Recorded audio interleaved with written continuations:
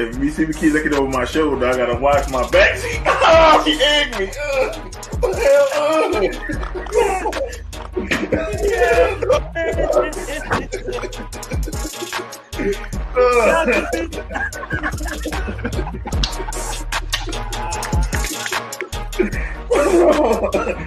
Oh, shit all over my rip out with the jersey. Go get me a towel. Y'all didn't know. Y'all. You fucking owners have handled Judge, gentlemen, retired? Come on! He should have been fired before the fucking season! Joe Judge, quarterback sneak on not one, but 2 times from the fucking 5-yard line!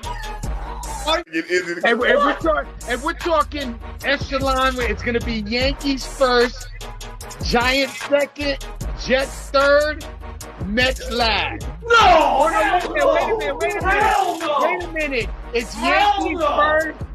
It's Yankees first. Okay. Giants second. Okay. Knicks third. No! Jets fourth. Mets fifth. Oh, wait a minute. The Nets bit their mouth when they found out he was leaving. Maybe it was girl number 25 that didn't mind doing it. I'll just put it this way. It's way bigger than Nino Brown, a.k.a. Deshaun Watson. This is way bigger than him. Yeah, that's exactly what this is. Maybe that's why he got off, because it's bigger than him and there's bigger people implicated in this. I think it's going to come to maybe 5 years down the line, and then Cleveland going to crumble.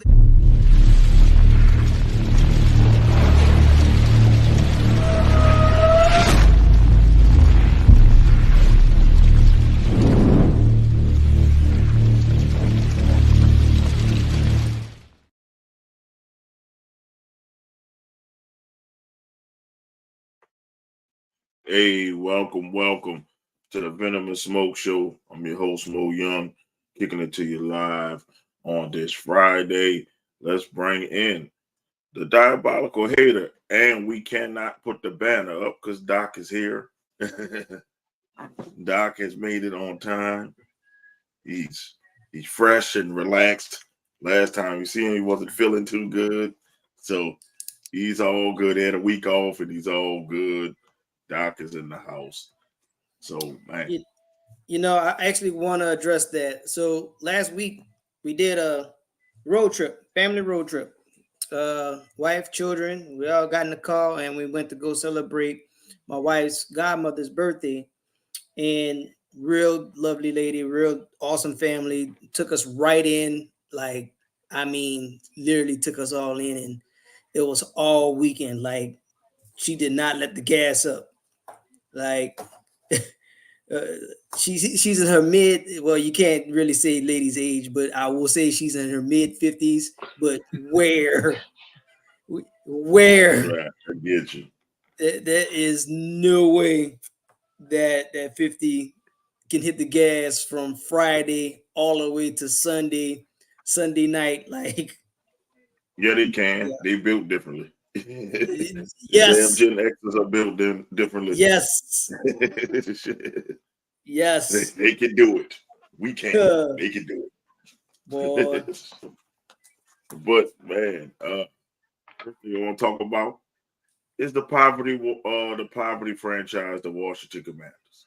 I just want to talk about how they fucking help the Philadelphia Eagles. Giving Jawan Dotson basically for some beads and a daiquiri, and I just want to know what the fuck were they thinking? And man, it's pissing me off because Atlee is such a fucking Commanders fan. How do you expect your team to do anything if you're giving away weapons? I just got one thing to say to Andy. Please, she should be apologizing to Pretty Ricky. She ain't got no business coming here looking like that. That's pure, unadulterated ugliness. Yes. What I have to say and the fucking Commanders for that god awful trade. Like, why? Y'all don't have weapons to give away? You know, What weapons? I really need Anthony to chime in on it. But for the time being, I want to know why everybody in the division is just really just offering the best of the best to Philadelphia. Like, no matter what the It gotta circumstances be is, mob ties. Mob it's ties. it's really looking like that. It is highly suspicious. You started off, and shame on New York. New York was already just trying to give away, Another poverty franchise. Yeah. for Magic Beans and Bubblegum. But now Washington wants to kick in with that same ridiculous energy. The Like, Giants did the same. The Giants did the same thing. They didn't offer Saquon the magic beans. You know what I'm saying? And listen, I don't think even if they offered him a contract, I honestly don't think he would have stayed. I think he would have left. Time out. Let me tell you why. You seen Daniel Jones against the Texans? Did you see Daniel Jones against the Texans? He was in mid-season form, and that's not a good thing. He was throwing interceptions left and right, throwing pick sixes in preseason. Daniel Jones Trash. not even mid-season form. I don't know how. I don't know. It's looking real suspect. It's looking real, mob tie-ish that this dude is still a starter in today's NFL because there's no way. And Daniel Jones he's in his fourth year, if I'm not mistaken. Mm-hmm. You get a 3-year window. Now that's the NFL I was raised on. The NFL I was raised on. You get a 3-year window. You don't get it right, you out the door. You got to find whatever it is. But what do you have at his backup is DeVito. So damned if you do, damned if you don't. Well, they should have, instead of getting Malik Neighbors, they should have got Bo Nix. They should have fucking got. Well, I don't know about the pick situation, but I do know this. Now, when DeVito came up in there, he at least got people excited about it. Like, that's because he's Italian. Let's be real. He's Italian, and New York got a lot of Italians in it. That's all right. People were doing this, but he sucked. DeVito sucked. He had them winning until they played us, until they played the Saints. Yeah. Until you play the real team, he beat up on tomato cans until you play the real defense, and then you saw who DeVito was. I mean, if you crush tomato can, do what you have to do. That's the same situation that happened over in Dallas when he gonna come to mind. Cooper Rush. When it was rush hour. And people was up there talking about, well, we ain't got to rush Dak back. Well, they got people got excited for it. I don't know what it is. Dallas to get excited just because they think the Cowboys gonna win regardless who it's quarterback. They don't. They Dallas fans don't count. They're semi-retarded. Well, I mean, that's the best way I can say it. They're a little touched. They've been having their high hopes for this next Super Bowl trophy since '95. So by all means, God bless you. How old were you in '95? I know.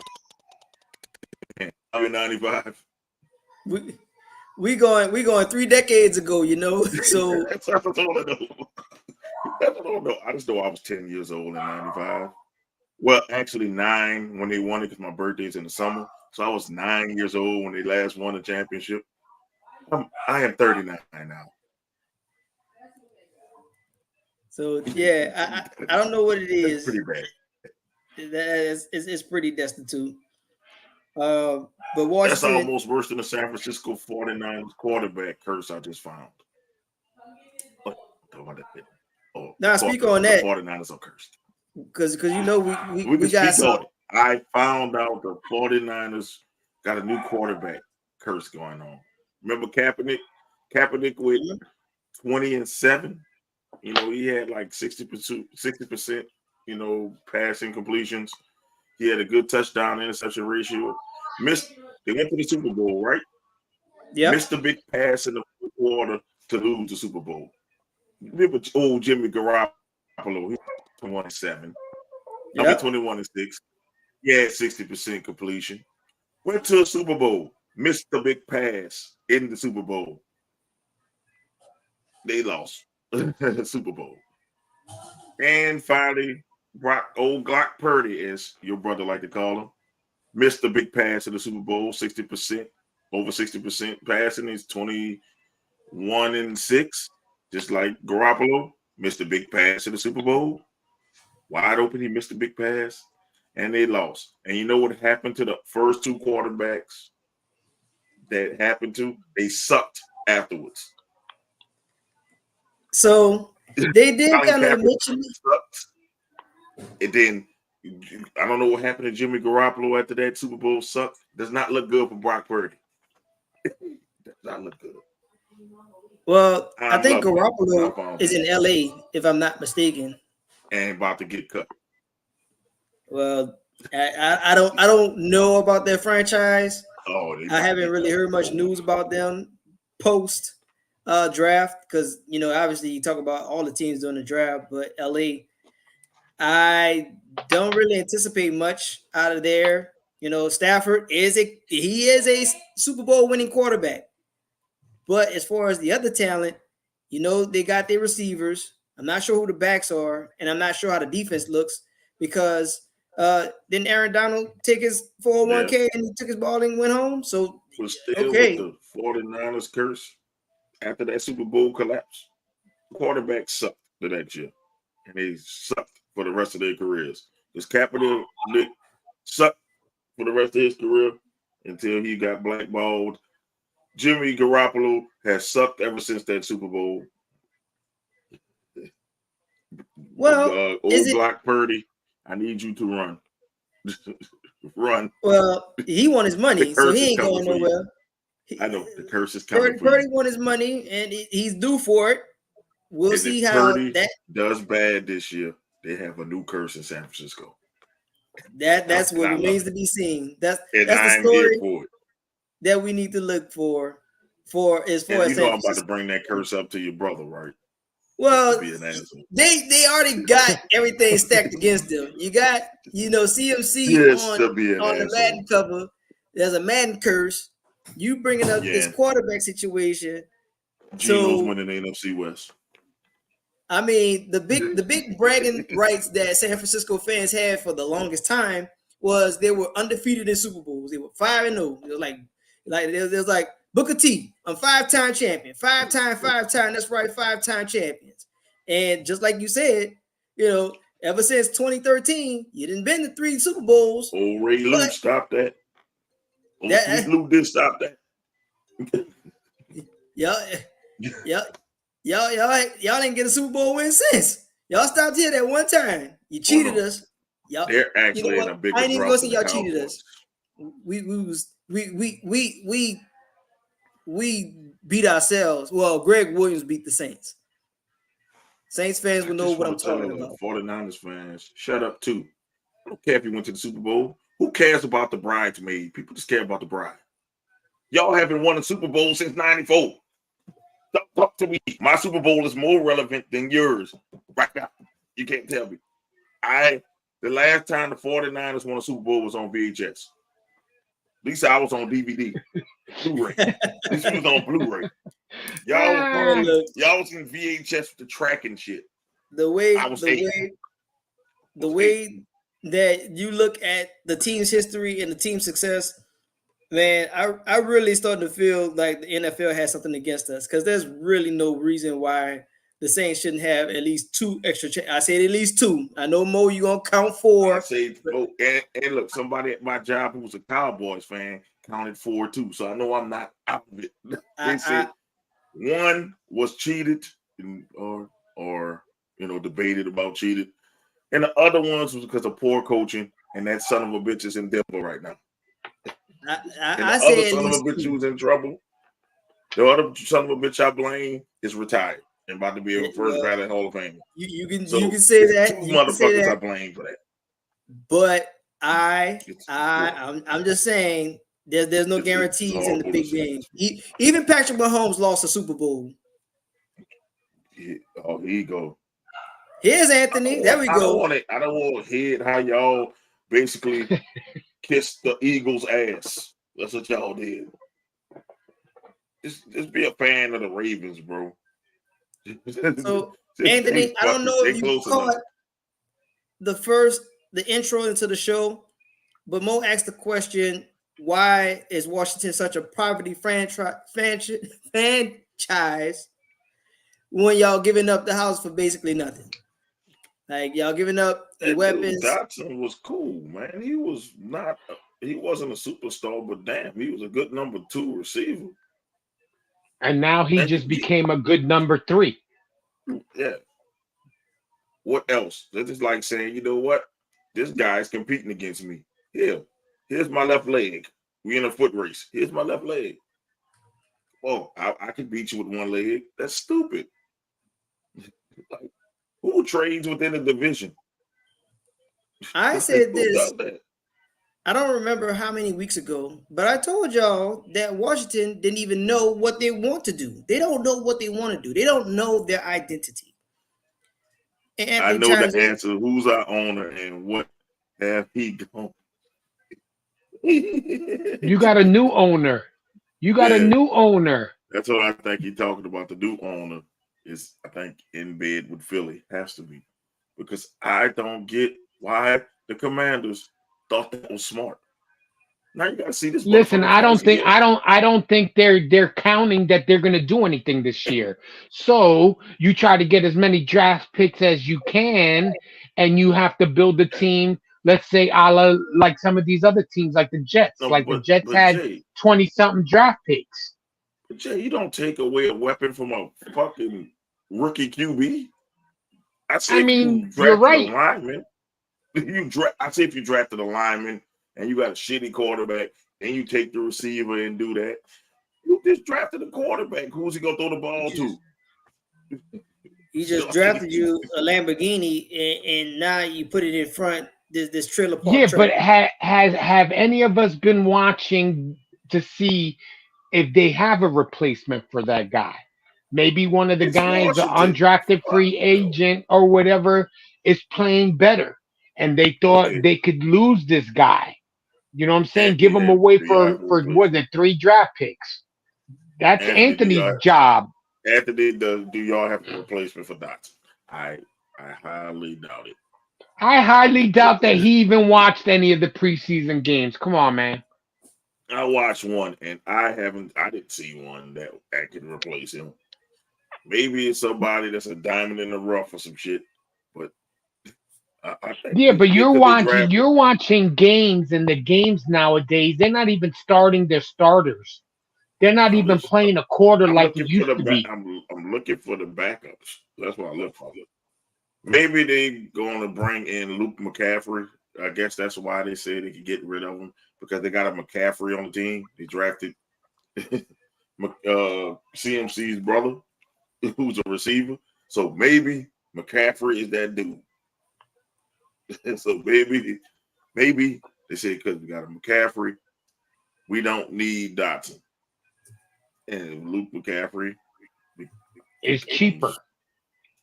becomes like his father, Ed, then hey, they're smart as hell. But if he becomes a bust and Dotson balls out, man, that's gonna be stop helping the NFL period. And I'm mad at the Saints too. Stop helping the fucking Eagles. Can you stop helping the Eagles? We don't need to help them. They're gonna self-destruct themselves. Even with all that help, they got one Super Bowl. And they've been fleecing the league for years. The Eagles been fleecing the damn league for years. We all remember the Dream Team, right? When they got Nnamdi Askew, they had Michael Vick and Vince Young on the same team. They had Deshaun Jackson and a whole bunch of other people, Shady McCoy, Jeremy They had Maclin in his prime, McNabb and on the team and they at one ain't point. win shit. Yep, McNabb and T.O. I mean, how much we gonna help the Eagles? We don't need to help the Eagles out anymore. That's all I can say. Why are we helping the Eagles? Like, why are teams in the NFL helping the Eagles out?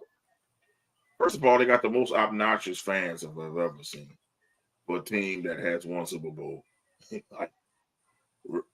like barely got that one. Tom Brady can catch. Y'all would not have 0 Super Bowls. But I digress. But I don't get why everybody helps Howie Roseman. I don't know if he goes and put a gun to their family's head or something. I don't know what. But people give him good players and they barely give up anything. I don't know. Like every year we see the Eagles with a fire trade and they barely give up anything. And then they have a lot of draft picks. It's really, like you said, it really looks like the mob is invested there. Like that market just got the East Coast in a stranglehold.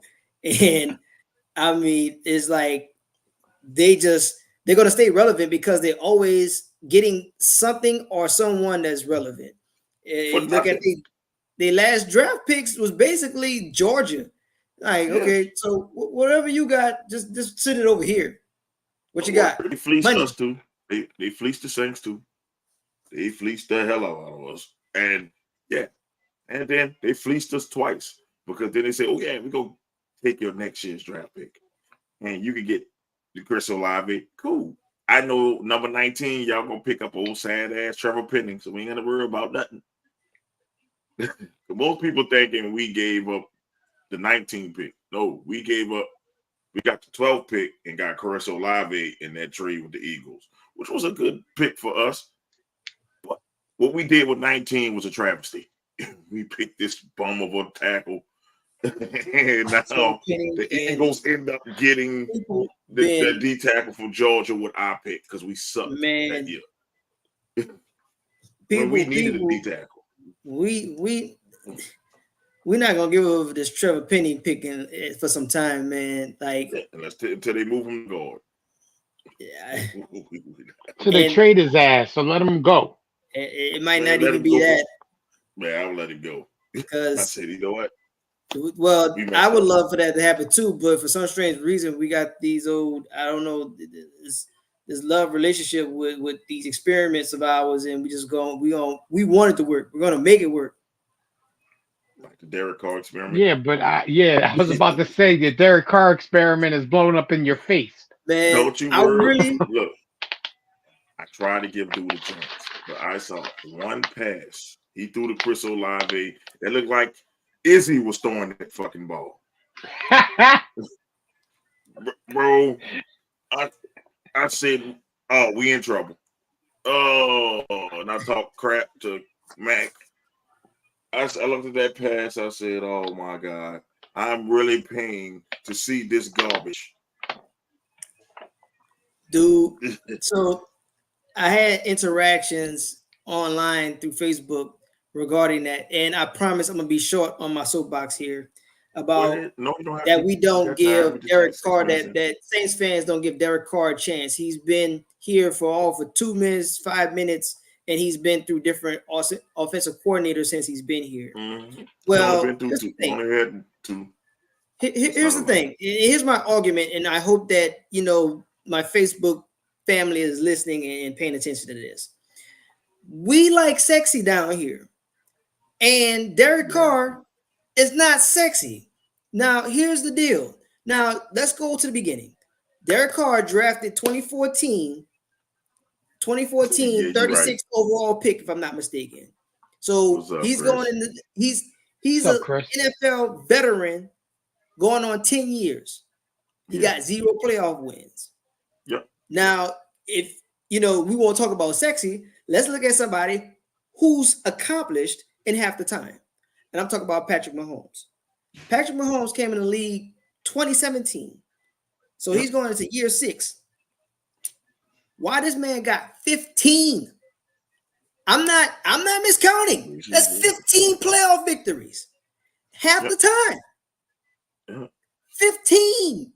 This man got 0. And dude went on the road. So say, bro, I don't even have nothing to compare it to. I don't have anything to compare your 0 to. Your 0 is an absolute. You want to know what a fucked up stat is? That What's that? You wouldn't think. He's the most clutch quarterback in the NFL. Is Derek Carr. He has more game-winning victories than anybody. He's like 30. He got that. I'm like, that's the most random stat. But nobody would have said, you know what? He's clutch. Because he's not. And you know why you have so many game-winning victories? Because people are in victory formation and you get them garbage time, Kurt yards, and catching them sleep. And you get that. Exactly what happened. They jumped on you 28-4. But there's nothing, there's absolutely nothing sexy about Derek Carr. And it's fans we're not like, we act dumb, but we're not dumb. Like, okay, cool. Yeah, we had paper bags at one point in our history, but since then, our culture has been shifted. It has changed dramatically. And my Lord and Savior. Oh, it is. This bitch is back. And no. It's called the black version of that. No, because Dak actually puts up numbers. I'd rather have Dak Prescott than Derek Carr. The only thing they have in common is the number 4. That's the only similarity. If you gave Dak, do your research, Anthony. He puts up numbers. If you put Dak on the Saints would have won 12 games last year with that easy ass schedule we had.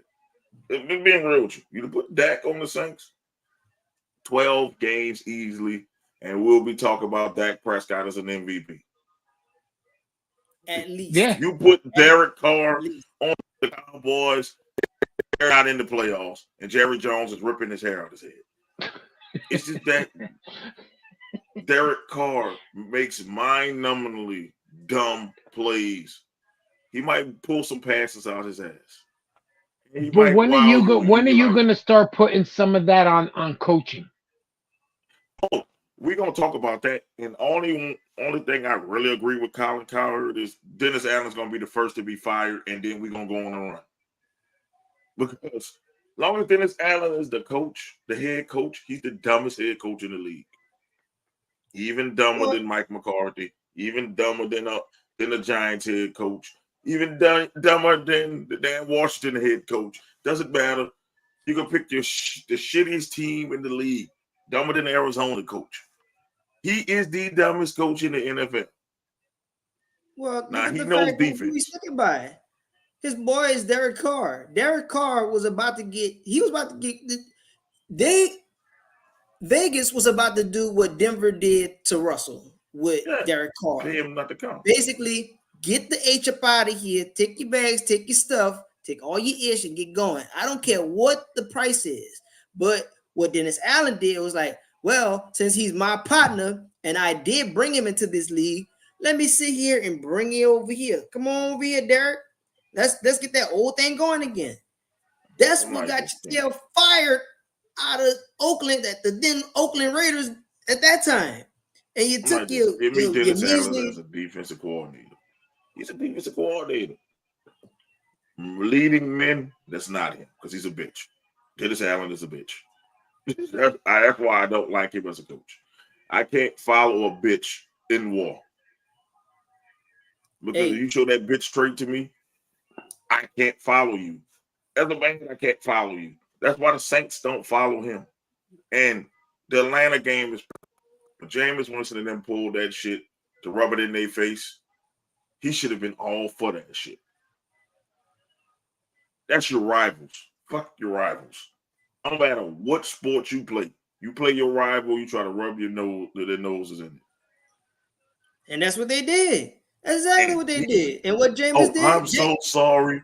We told him not to do that. You sound like a bitch. Fuck you and that red pen and that sassy ass walk you do. That's how I can't trust a coach with a sassy walk anyway. He ain't about shit anyway. So, and my grandma said, my mama said Dennis Allen has titties. So he's a straight up bitch all the way around. So who was watching the game? Fuck him. What'd your mama? Well, though, what'd your mama say? Dennis Allen has titties.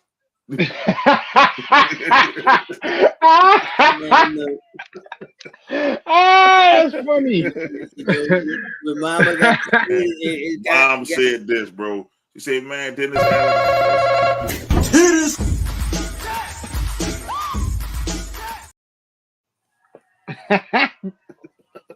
Yep.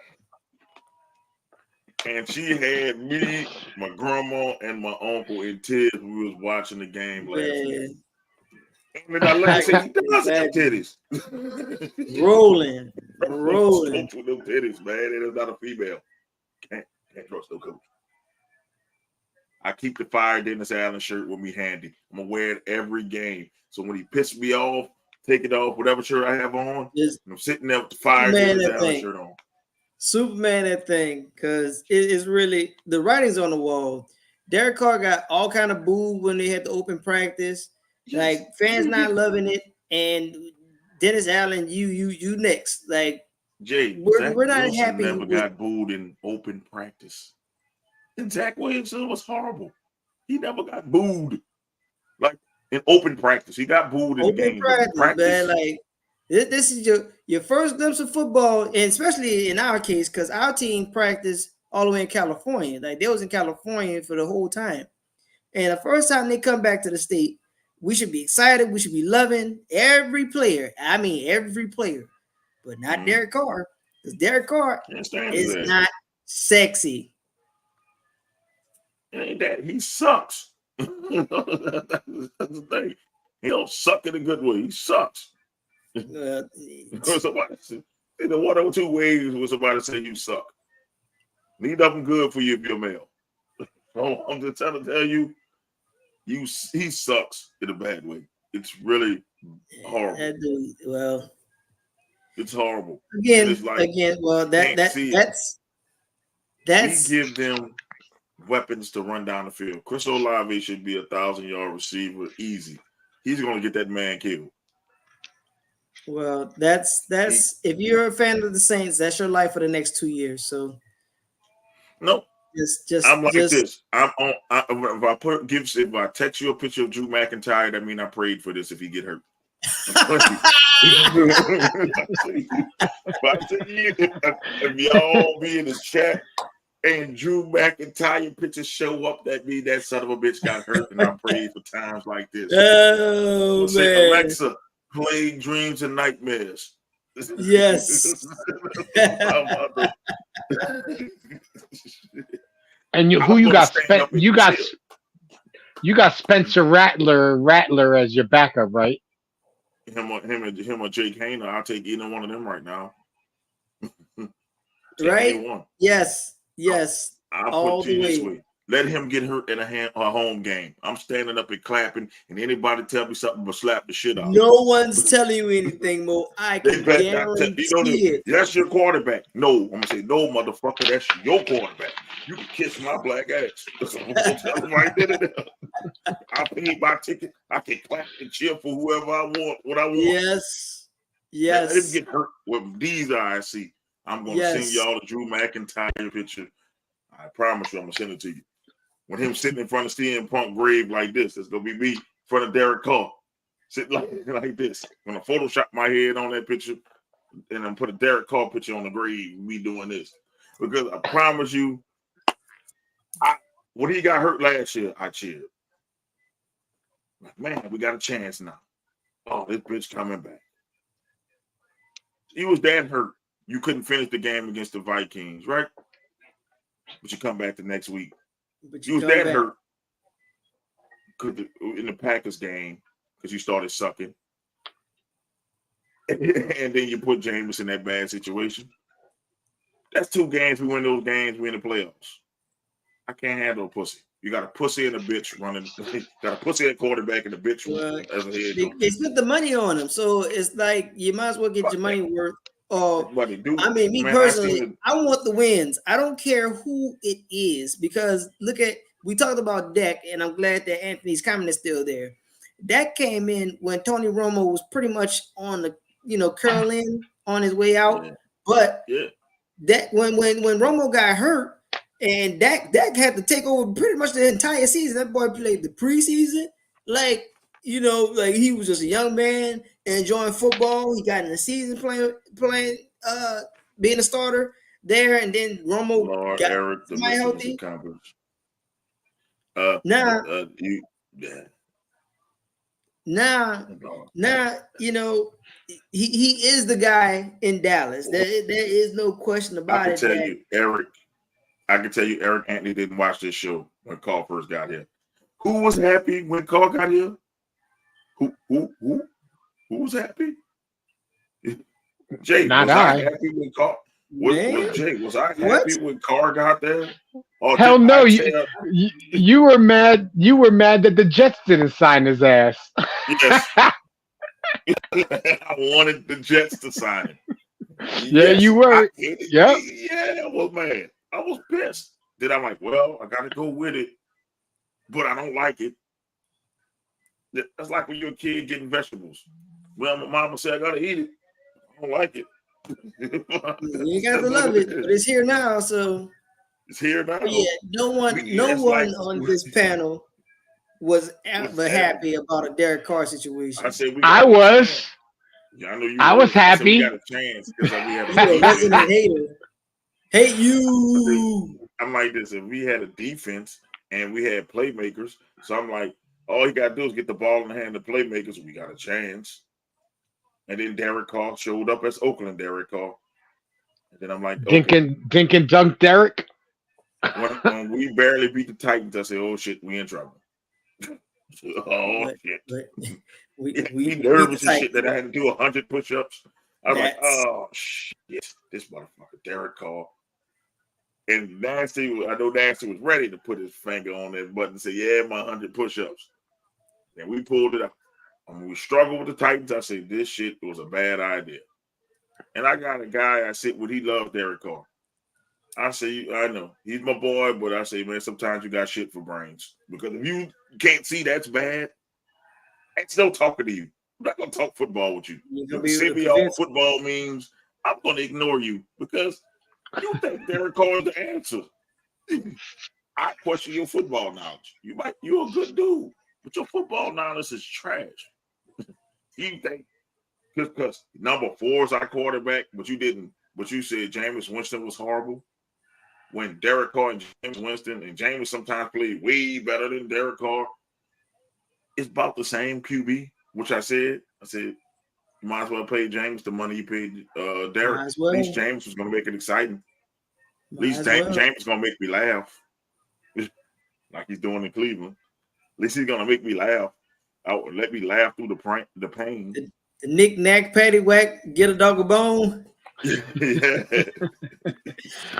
I'm gonna laugh through the pain. Derek Carr thinks he's better than what he is. He sucked. His brother sucked. His daddy probably sucked. His mom sucked. Great grandma Carr sucked. Great grandpa Carr sucked. I was gonna say, Mama Carr didn't suck because she has those two bums as quarterbacks. Clearly, and I struggled. I really wanted to come and start the episode with that type of energy with Derek Carr, but you know the season ain't here yet, so we're gonna get there because he's gonna do something, and it's just going to sit here and make us so mad. Meet me there, Eric. I'm already there. I'm already in the VIP I see because I honestly, man, I was debating on comparing his brother. I'm like, is his brother really better than him? I mean, this dude, David Carr. They all suck. If your last name is Carr, you suck in football. Man. You suck. You should not be in it. If you are Carr and went to Fresno State, you suck. You sorry, boy. You sorry. And Dennis Allen, you just a sorry son of a bitch. I hope you get fired. I'm gonna send that picture twice when he get fired. I prayed for this. I prayed for you to get fired. I prayed for you to get a pink slip. I prayed for you to be in the unemployment line. I prayed for this. Yep. I can get anybody to coach defense with the players we got on defense. I don't need you there. You can go. Back shit and go. Yeah. That's exactly what I'm saying. That's exactly what I'm saying. Because we got not the easy schedule except for the beginning. Our schedule is hard in the beginning and super easy at the end. Let us come out flat against the Carolina Panthers, you're gonna see a rank like you've never seen before if they come out flat. To the Carolina Panthers? To the Panthers? He could lose to the Panthers if he won't. That'll be just like what Atlanta did. They coach. Atlanta said, okay, you could do this interview, but don't get on the plane because you fired. Whoa! Batman! There you go. You don't say Batman because you can't say Batman around me. Don't say Batman of the Giants. Batman is the lifestyle. Y'all know what's up. Don't say Batman of the Giants. And he's Batman. Pop up now. Batman. Yes. He said all your creations are special. I guess you talking about your kids. Yeah, they are special. Bring that energy. Love it. I love it all day. All right. Mo's going to RKO car out of nowhere, going into the locker room. Okay. Going to the car, RKO. Listen, I'm telling you, fuck the RKO. I'm swinging the chest shot like the Undertaker. What he did, man. You going after him like that girl went after what's her name, the figure skater chick. You're gonna take his knee out. Oh yeah, man. We know some brothers in the hood. Man, make sure Carl don't make it to the next game. Just take his knee out. Pop his knee out. If only I can get Brian Breaker to do Derek Carr what he did Ricochet. Take him out. To AEW. In the packing. Take him out. Take him out. I want to hear One Sweet Day by Mariah Carey. Once when they hit him, I'm gonna play it in the movie. I'm gonna play it when he hit. You play that at the funerals. I need somebody to do that and play One Sweet Day by Mariah Carey. Man.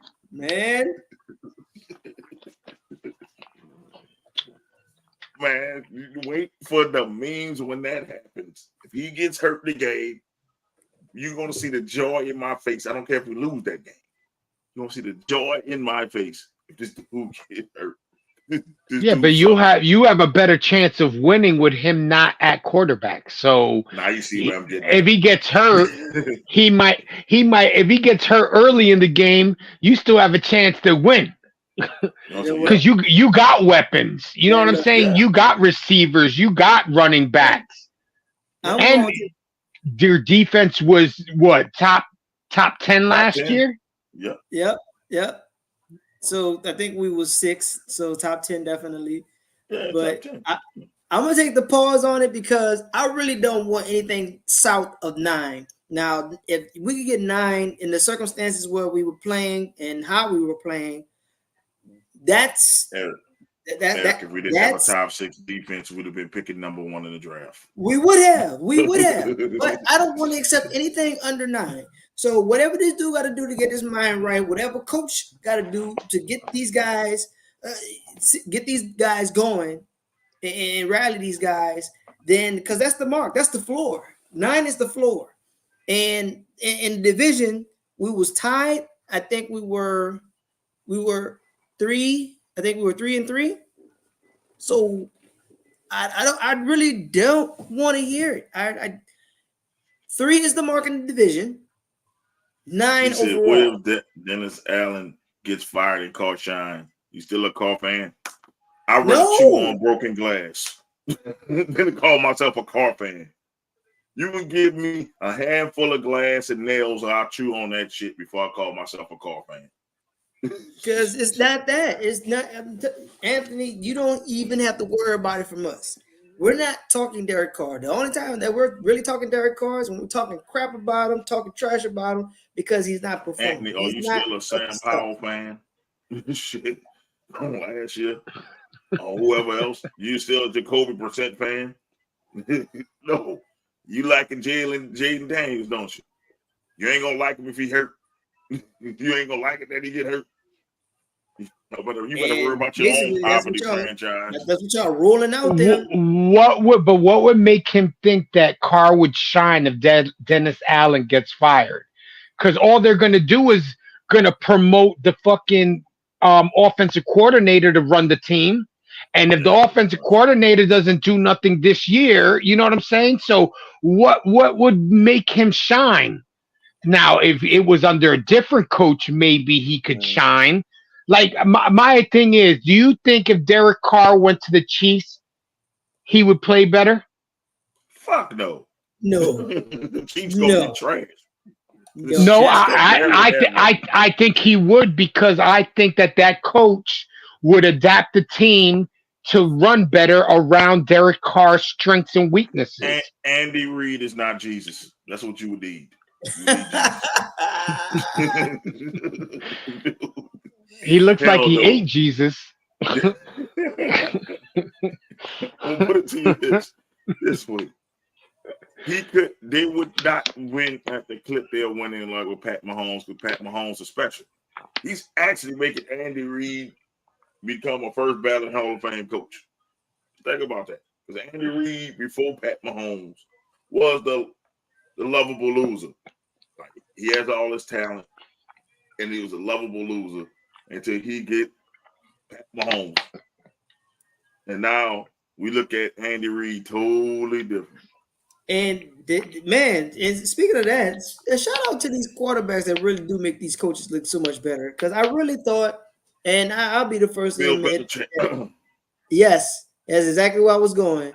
I'll be the first to admit that I was not 100% correct regarding Tom Brady's relationship when he was in New England, because he really did. He's the one who was behind it, and I didn't think that. For the longest time, I was like, oh, he's only successful because Bill is putting him in these situations. And it's really Tom Brady. And I'll give it up to Tom Brady. But I know he better stay his tail retired, because I've been hearing rumblings that this dude's still working out, talking about, well, I ain't got my marriage, so what else I got to work on? Let's do something about coming back and going and being tied to Vegas. And you keep all the energy over there, brother, because I don't want to hear it. Well, if he plays for Vegas, then they won't let him own it. He's trying to own a piece of Vegas. Yeah. So they're not going to let him own it and be a player. Sam Howell, I liked him. But do you still like him? Or do you like Jaden Daniels? Will you go get you a Sam Howell jersey right now? Go get you a Sam Howell jersey right now. With that ugly ass burgundy? Yes. Ooh. Y'all making burgundy and gold look bad, bro. Yo, man. Yes. That was my high school color. Y'all making it real bad. Ugly. That's Anthony, pure unadulterated ugliness. Oh, yes. Thank you so much, bro, because Washington is ill. I don't know. Maybe it's the font of the letters. I like the old Redskin jersey. The Redskins, their stuff is legit. That is an NFL franchise. The Washington football team. The Redskin jerseys without the Redskin logo on it. The Washington football team. That was an NFL. That was how NFL team is supposed to look. The Washington Commanders, the name, the font, the colors, the numbers, all that ain't it. And y'all, I don't know how you mess up black, but y'all messed up black. I pretty much fucked it up. Dude, that team is abysmal. That looks like the jerseys they give for like the Go Army like All-Star game or some shit that the fucking high schools be playing. All-Star stuff. It's like that shit looks bad. It's like one of the vendors that be outside having a third party, something that's kind of close to what the real stuff look like. And that's what that looks like. That stuff looks like is a vendor right there off of Canal Street, the strip in Vegas, talking about, say, bro, you can get your piece of history right there. The Whitney Hudson tour. That's what y'all stuff look like. Hutton. Yep. More hated, y'all can keep hating with me and Anthony. Yes, we are proud Americans. Oh, I don't think Anthony will ever be an American. Don't you know? I was about to say. and Eric are beefing. Eric, when it comes to Doc, Eric's just as bad as a hater than I am. When it comes to Anthony, yeah, he's a big I don't know what it is hater. with that franchise that just rubs me the wrong way. Pause, but yeah, that's just that team ain't it. It's not. It's I'm not. just like this. Why? I'm like, why are we overlooking that property franchise in Jersey that's in poverty? And Jersey smells like poverty. It's pretty bad. It is. Just go back to the old jerseys, man. How they used to look. You know, you can keep the helmets. The helmets okay. It's the jerseys. It's really not. The helmets are bad. I can tolerate the helmet. I can't. I can't tolerate the jerseys, bro. I can't. Just bring everything back. Just do the hard reset and just start all over again. Just combine the Redskins and the football team. Go with a plain helmet. That's exactly what Johnny do. Yeah, that's exactly what Johnny do. Just scrap what y'all got going on with the command and take command and all that other stuff. Just it's just a lame name. It's not. I think it doesn't scream NFL, and I guess it's our own fault for for Washington existing for as long as they did, and then they're like, well, it doesn't work anymore. So okay, cool. No, it doesn't work anymore. Everybody got into that woke shit, and they were like, oh, calling them Redskins.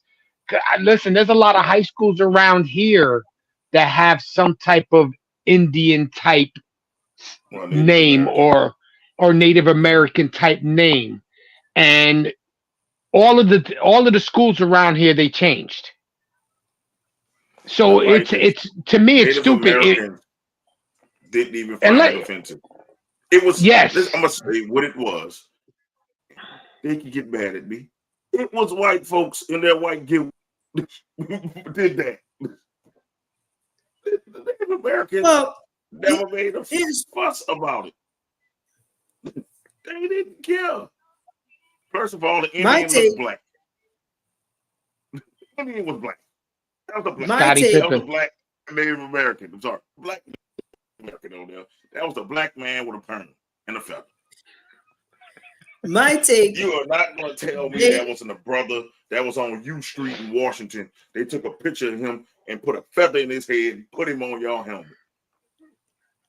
My take is they knew that Snyder was this grimy owner and they wanted to make a play to get him out of power. And I mean, I'm not saying that they played the role on it, but Daniel Snyder, they really had to hold him to the fire on that. They said, hey, look, we're tired of you having a team because you're taking this team like it's your own personal piggy bank and you're doing whatever, and that's not cool. Now, when everybody was woke and everybody want this, being aware what Jay was saying, they say, okay, this is the move. This is something that we could do. So now what we're going to do, we're going to start taking away sponsorships. We're going to start taking away the money. So whatever you think you're going to get for the year, he's looking at, and I don't know that man pockets like that, but I'll say hypothetically $50 million. And let's say that he's used to getting $50 million a year. And then when they say, okay, we're going to start taking away sponsorships and we're going to start taking away this, and then players not going to come here, then that 50 million looking more of like a 10 million. He's like, man, what's going on with this? That means I don't have the fun money no more. I can't go in and ball out. I can't go and do whatever I want with these women of mine. I can't go around abusing my power. And then it got to the point where they literally just took everything away.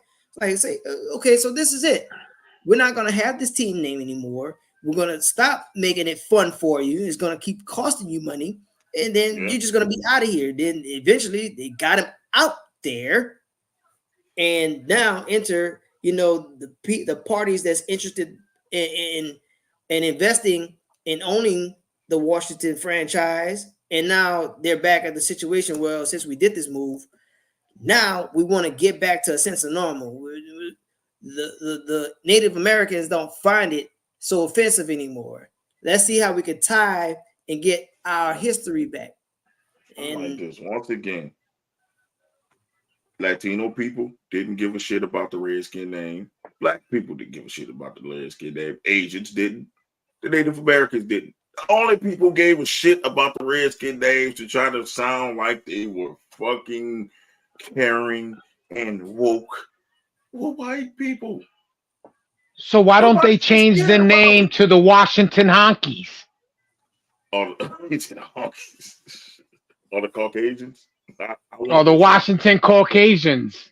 I want that shirt. Actually, I actually have a shirt made with a white man with a feather in his head. They do. I really want the. I really want that shirt.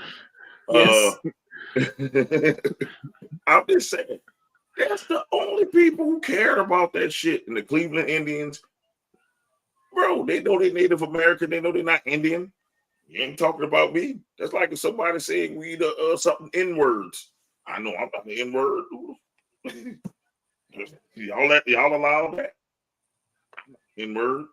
Y'all allow that shit. And then let's say it like that. Y'all allow that shit. I'm not gonna watch your product, but I'm not about to sit up there and march and do all that shit. I'm just not gonna fuck with it. Just don't fuck with the Redskins. If you don't, first of all, we didn't know what a fucking Redskin was. Like real talk, growing up, it's like why they call the Redskins and it's a big Indian on there. That's what I used to say. I didn't equate the skin being dark. The skin wasn't even red. The skin was my color. It was a dude, my color on their damn helmet. I am not red. Far from red. Now, my thing. Red. It was me on there with a wig. Let me put a wig on my head and turn to the side. It was me. I have a big nose just like that mascot had. It was me on there. That's what I didn't understand. I didn't understand what that whole fan that chant, that war cry that they had with being the hogs. Like they used to have the pig faces and all that. I never got that. I'm like, that was the nickname that they had for their offensive line was the Hogs, because back in the 80s, those dudes were humongous. Think if you go back to the 80s and you look at that offensive line was huge, and that's why Riggins ran like a crazy one. That's why when Marcus Allen got there, he ran like crazy because their offensive line was big, fat white dudes. And I'm sure there was some brothers there too, but some of them were white. Yeah, they were big. They were like 6 foot something, 300 and something pounds. They looked like hogs. So put it this way, call them Redskins still and put a damn hog on there. That's red. Yeah. Do that. Do that. Put a pig face with a fucking Indian headband. With a feather in it. You want to eliminate the Native Americans altogether? Just take the feather out. Just put a fucking pig face on there, unless we offending pork. Look, at that point, if Peter got to come after you, then by all means, just go again. Then they're gonna have to go after the Falcons, Seahawks, Lions, Bears. They're gonna go after all Cardinals. these people with. You gotta go against everybody. Peter was mad about a redskin. Most people didn't know what a redskin was. Real talk. Nobody was like, you know what? Redskins offensive. I'm like, what the fuck is a redskin? That's what I used to say. I just recognize it from the NFL. I'm like, oh, that's a professional football team. They got a black man on their helmet. That's what I thought when I was a little kid. That's a black man on their helmet. They said, no, that's a Native American. I said, no, he is my color. That was a brother with good hair. Yes, that was a pimp. I know a Mississippi pimp when I see one. That was a Mississippi pimp on that helmet. Ain't no way. Like, if you replace the feather with a pimp hat, you got a person that was a pimp in DC. There you go. And especially DC, really? Come on, y'all. They would find a way to hate that too. Listen, that dude on that helmet, side of that helmet, was bronze at least. He wasn't red. He was pretty dark. I'm like, that was the darkest Native American I've ever seen. I always compared him to the Indian from the commercial from back in the day when you used to litter and he used to cry and he would be riding his horse. That's who I equate that character on the side of the helmet to. I always thought it was the same dude. But he was like 4 shades darker than that dude. The reason why though, if you think about it, there's nobody out here that's burgundy, bro. Yeah, I'm just saying I'm like, when they think about red, you can have Klay Thompson on the helmet. I mean, we think red. Well, I'm just saying, they think fair skin. That's what I equate to red skin. That was a brother. Ain't nobody gonna tell me that wasn't a brother. From the nose to the color to the eyes, and I seen brothers with hair like that. That was a brother on that helmet, and nothing red about that skin. They were the brown skins more than red skins. So I'm like, their color's not even red; it's burgundy. So I'm like, why are they called the Redskins until the woke? But I think it's because like the same way, some people are called the N-word, and let's say Latinos are called Spics, and then you got Redskin is like another, like like the Italian people are called what they're called. It's that derogatory thing. But most Native Americans say they never was called that. Nah. Like that they can remember. So it's like y'all went back to pre-colonial days. I mean, that's what y'all went to. Because in my opinion, you turn around, you just take the fucking Indian dude off the side of the helmet, and you could still call them the Redskins. Yes. Yeah, that's what I'm trying to say is, okay, if it's the Native American part that's causing your wokeness to wake up,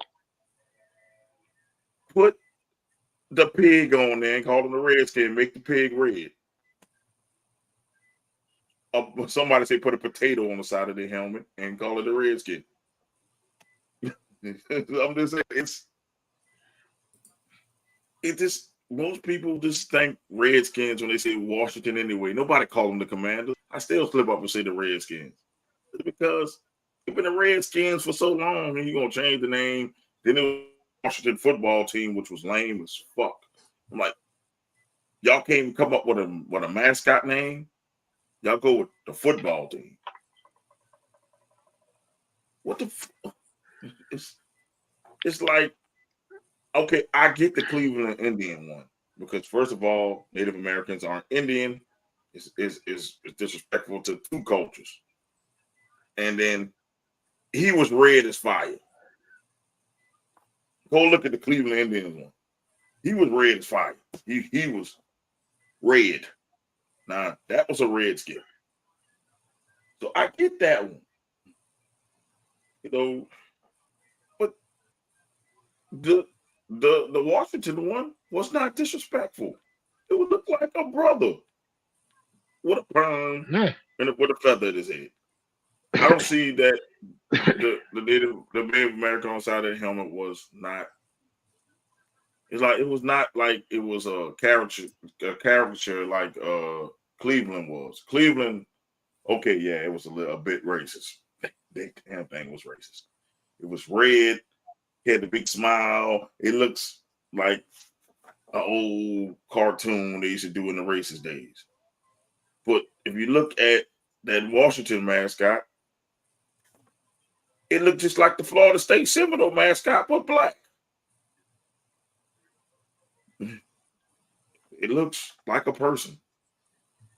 I mean, I didn't see where they needed to change it. Like, it wasn't like it was offensive. Like, the name might have been offensive. But call the Commanders and bring back that doggone Native American and put them on the side of the helmet.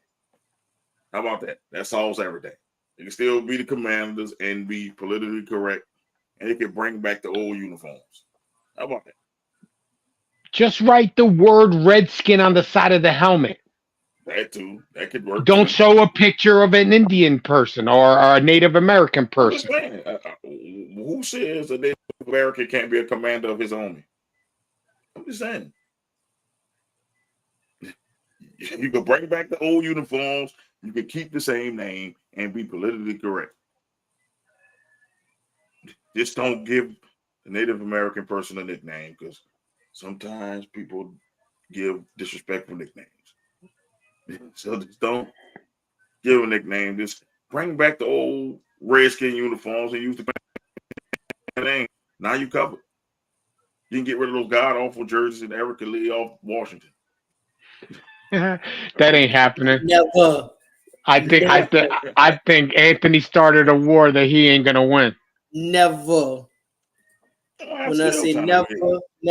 And one thing I'm scared of, the one thing I'm scared of is that it's gonna wind up being just like what happened with RG3. Because RG3, he already knew what the deal was. The dude came up in here, he was, electric, he won games for these people, He beat us. set to turn that franchise around and have them with a culture of winning. And then what they did, they put that man out there knowing good and well, and you put him in a playoff game where people are gonna have the eyes on him, like, well, he should have did more. He should have did more. So the dude literally had his knee attached by like a pad in Velcro. And y'all sitting here saying this man, let y'all down, knowing good and well he wasn't even supposed to be out there. Well, and the NFL, shame on y'all for that too. Because you're supposed to protect your players, and y'all did not protect Robert Griffin III. So shame on the NFL for that, and definitely shame on Washington franchise for what they did. If y'all do that with Jaden Daniels, I can promise you that it's a different owner. Yeah, it'll be a different owner. It's a different owner. It's going to be totally different. I think the fact that Magic Johnson has a say in what's going on in Washington is going to be different. He knows how to run franchises. You know what I'm saying? Yeah, he's not a football guy, but he's still a franchise person. He could put them in a position of winning. He'll give them the best opportunity to win. But I guarantee you, push up bet December 15th. Anthony, you get this man hurt. I can promise you this beef that I have with Washington will stay in my body for as long as I have breath. I can guarantee it. I'm just saying this is a push up bet December 15th between you and Anthony, because the Commanders and Saints play that day in New Orleans. That's a push up bet. That's a push up bet. Look at that. That has to be a bet. That has to be December 15th.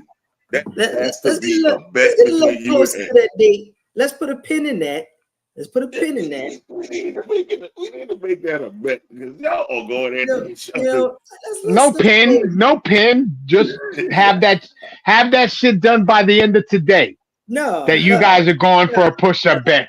Because if it turns around that Jaden Daniels gets hurt, you know what I'm saying? Too bad. If Derek Carr shits the bed, too bad. Whoever's gonna fuck up and pick their team, they got to do whatever amount of push-ups. We'll get to what pop quiz. What NFL team doesn't have a true mascot? The Jets. It's a fucking jet. It's an airplane. Fuck, we the Saints. We don't fucking exist. What the fuck? We don't fucking exist. I mean, mascot is like they got something they can rally behind. Like that's what you're talking about. You talking about the name? Does the name does not exist? We got a Sir Saint and we got a dog. So I mean, we have one. You damn right the Giants don't exist.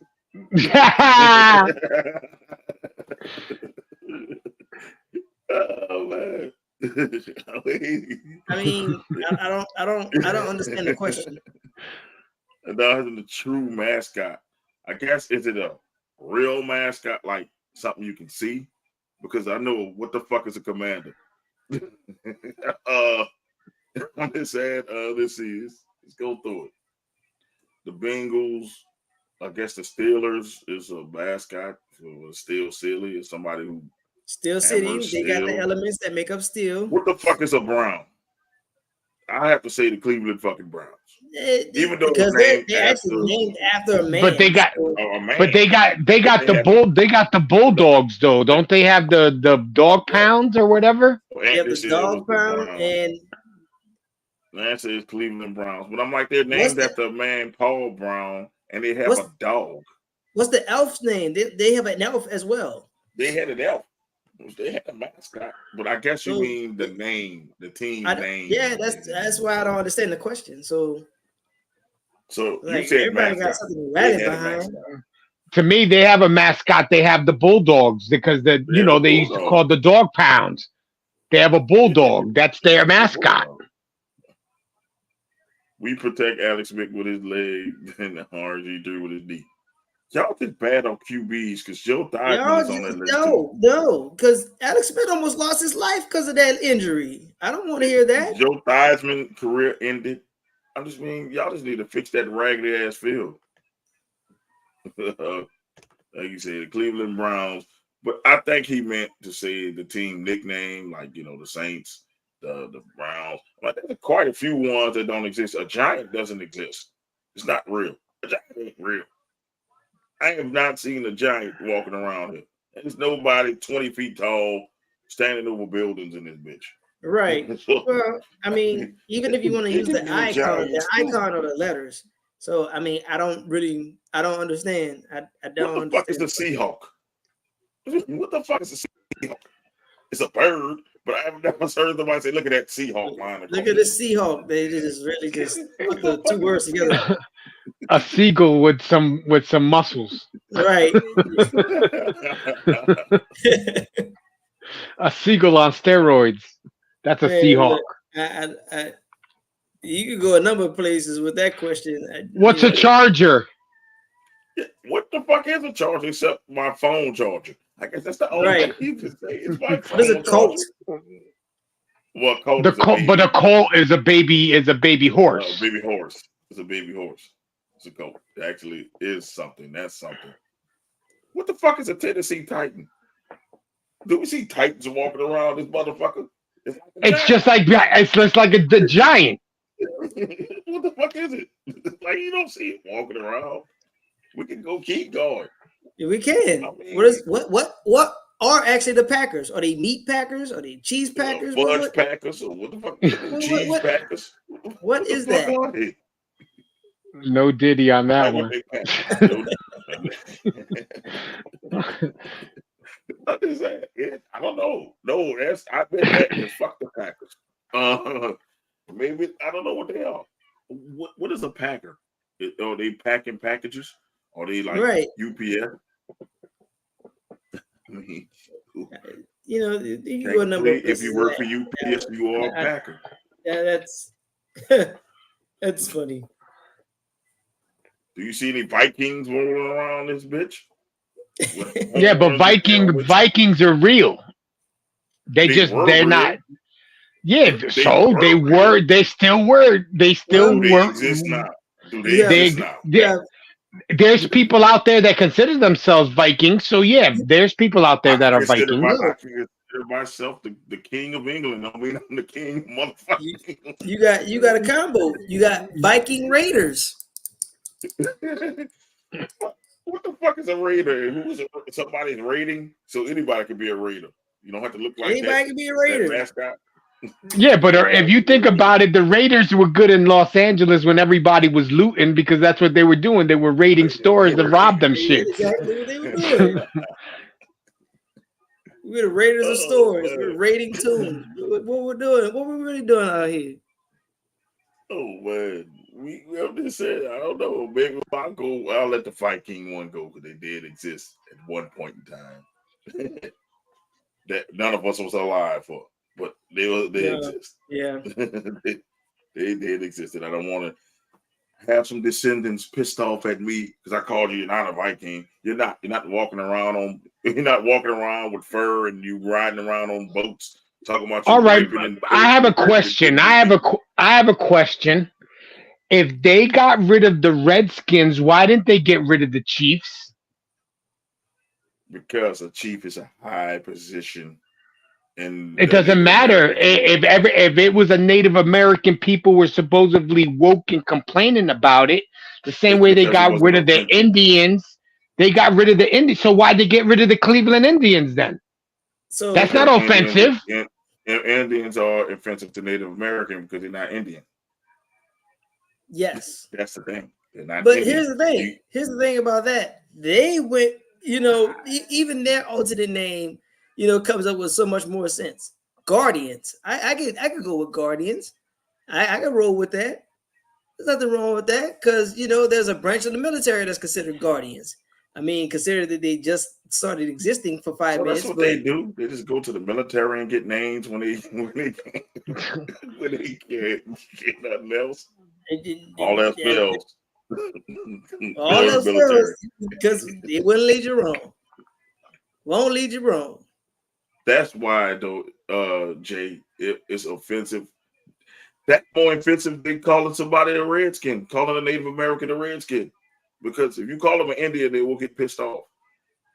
Or Indian, as some of these people used to say, they will piss them off. Because I'm not Indian, I'm Native. Or they'll say they tribe. I'm Cherokee or Navajo or something like that. But they say like I'm not. But I've heard people say like I'm Navajo like that. I'm Navajo Indian. Yeah, I've never heard anybody say I'm Navajo Native American. Some just say they now they just say they race. So I think some people say it's offensive because they're not Indian. I don't know because we have the Mardi Gras Indians and they dress up as Native American, and the Native Americans signed off on that back in the days. That's why they still do it because Black people were Native Americans. So of course they signed off on it because it's family. They mixed Black folks and Indians mixed together. I mean, Native Americans mixed together, and that's how we got the Washington Redskins logo. There we go. It was accurate. The logo was very accurate. I'm just saying that that's how most Native Americans looked, but people painted them differently back in the days. Most people did. I don't know. They just say the Indians, and I think because the logo was more than the name. That logo was something in Cleveland. Yeah, but they could have just changed the logo if that was the case. But who really gives a fuck about the Cleveland Guardians? No, nobody. Not even people in Cleveland. I think they're one of the strongest teams in their division, though. It might be, but nobody even talking about them. That's fucked up. so man, last time you think about it, every time you watch Major League, that logo is right there in Major League. With that fucking smiling Indian right there in Major League. I'm surprised they didn't try to make him blur that out. But yeah, I don't know. Maybe that woke culture got too bad at a certain point. Like everything is not offensive, and not everybody thinks about the same thing you think about because you're guilty. Most people who are woke are guilty, are feeling guilty about who they are. So that's why you gotta try to fix things. Oh, that's offensive. This shit been going on since the NFL started. Who said it was offensive? How about you don't watch the NFL? Problem fixed. And that's the thing about the NFL. The NFL can really take a hit. If you really look at the finances of the NFL, like you can sit here and people can stop watching completely and they'll still be legit straight. Making billions. Like at least for the next 3 years.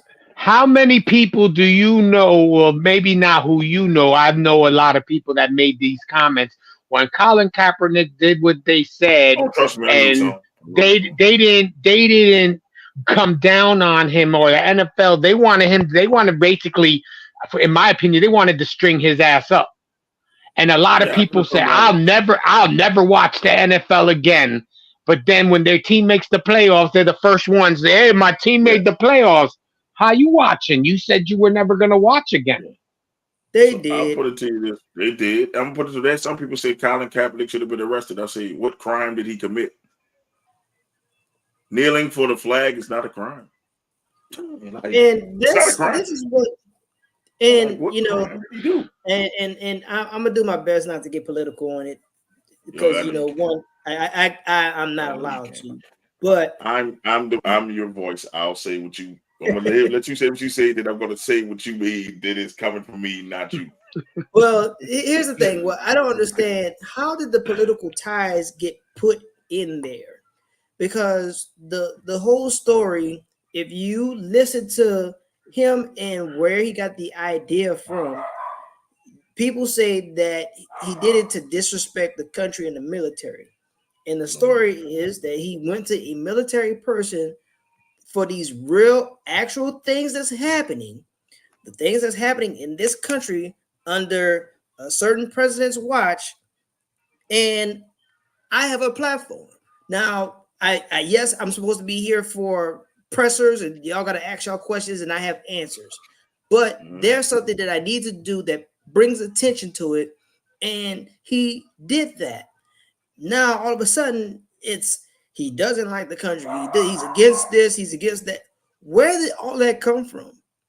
Like, is that your own opinion, or you really getting drawn in into someone's words, and the words sound good, so it must be true? Right. I'm gonna say it like what Eric wanted to say. Why is this bullshit becoming political? Because it's like this. Well, it's because it got political because the president at that time made it political. He was the one that went on and said, if the NFL you can say the name, is the dude, fucking Trump made that shit political. Because yeah, he did. He did. Time, and the son of a bitch is running again. So this is what happened. Basically, he sat down for the national anthem, and the guy Nate Boyer, his name was Nate Boyer, he went to Kaepernick and said, "Man, hey, don't sit down because that is a sign of disrespect to sit down for the national anthem. I need you to kneel. You can kneel. That shows reverence." And so Kaepernick said he doesn't want to disrespect the flag, so I'll kneel and do a silent protest for police brutality. And that was the end of the conversation. Let Trump get to it. Trump did this. Oh, he shouldn't play. Basically, string him up, like you said. String him up. And his base, these asshats, his base,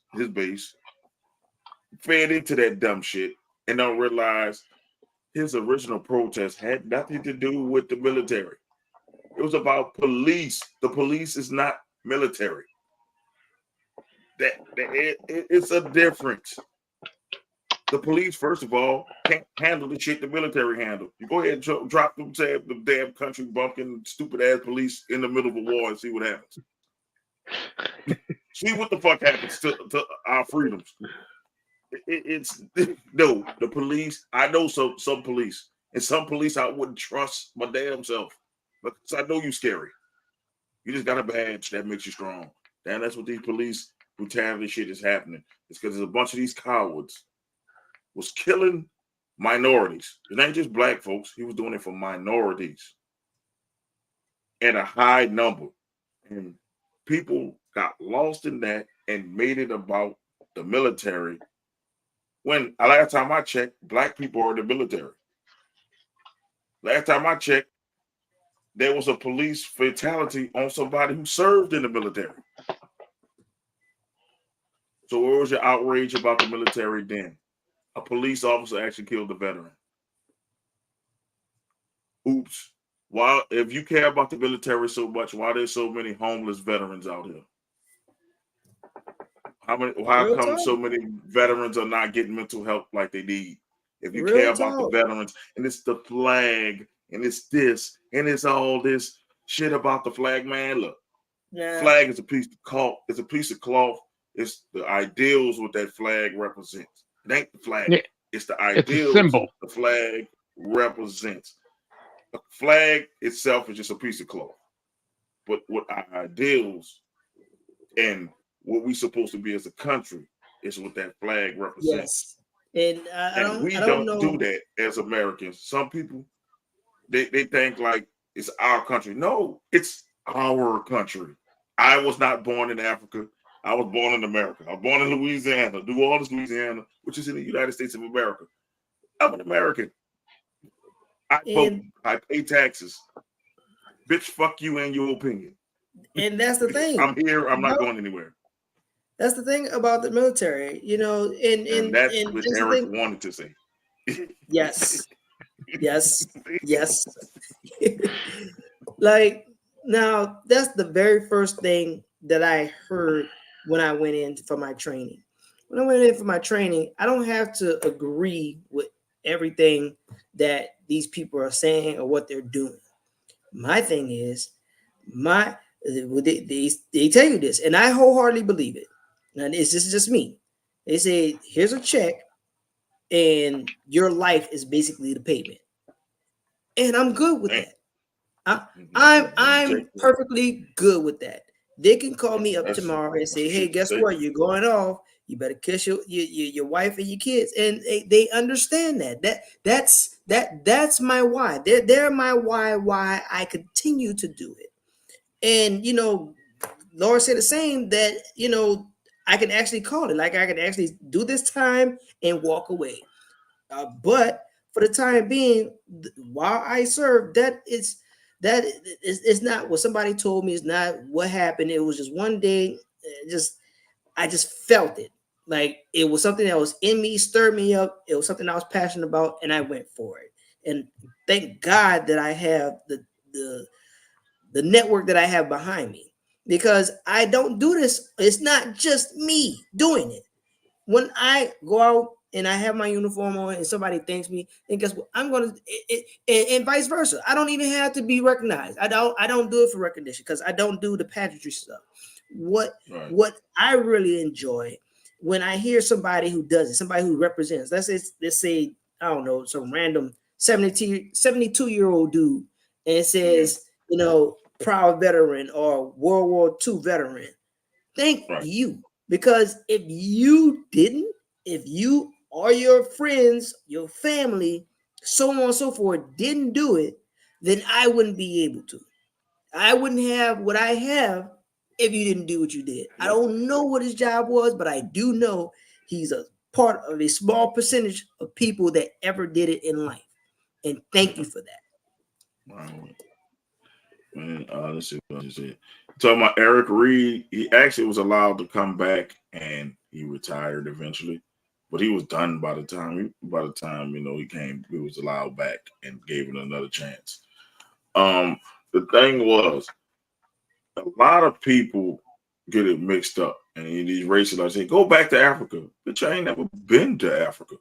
I would love to go, but how can I go somewhere I've never been? This is not your country either. I can tell you, go back to the Caucasus Mountains, and then you will be pissed off at me. I'm just saying, this is where you born is where you were born. I mean, this is your country. So you can't tell me how to feel about my country. Maybe you don't understand what I'm coming from, and that's where I think a lot of racists and pro-black and pro-Latino people need to get in their damn room and talk. Now it's like either two ways this conversation gonna go. Either we can talk it out like gentlemen and agree to disagree and agree on some points, and others we don't, or we could fight and I kick your ass and show you what black power is. That's the other way we can go. So, energy all day. Energy all day.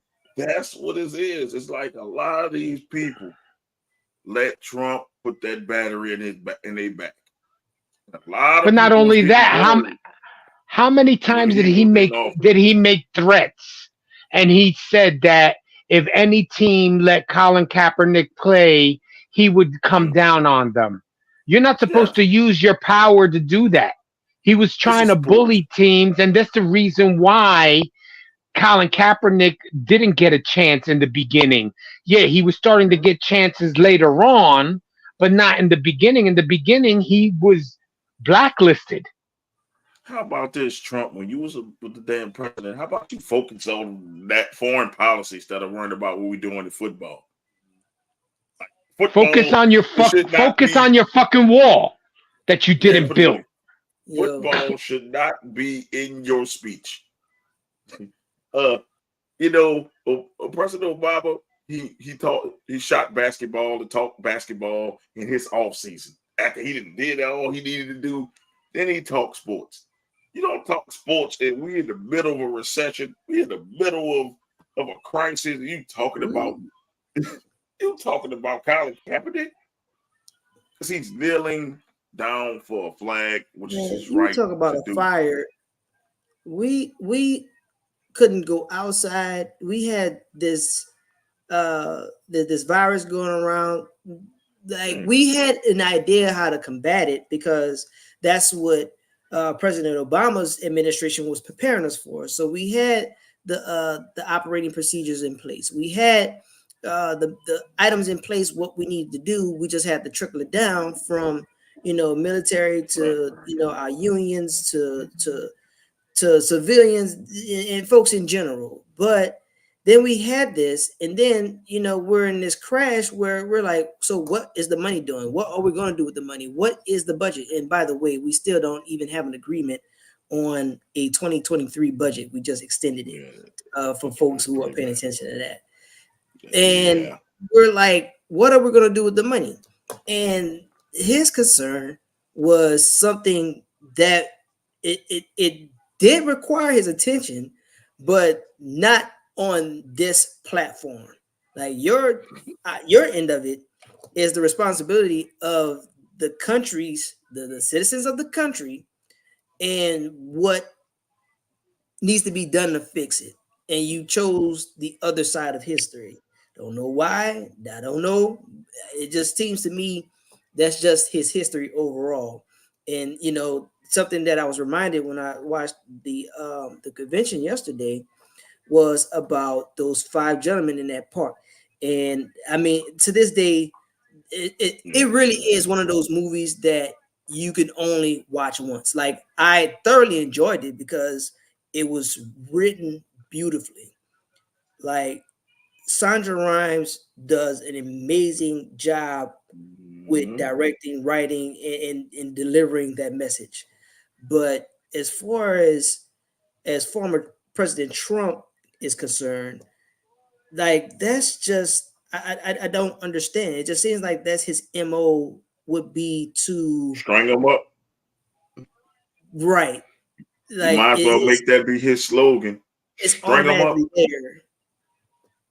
I don't understand, but it just seems that's where he goes. He goes straight there. He goes straight for the jugular, and is for what you have and what kind of platform you have.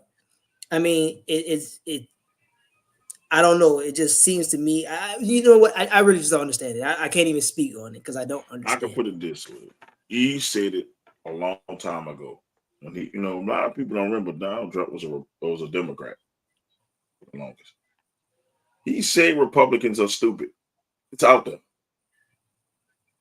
It's out there that they dumb. They're unintelligent, especially down south Republicans. That's his base. Midwest and down south Republicans is his base. The Bible Belt. You say the Bible Belt basically is the dumbest people in America. It came out of his mouth.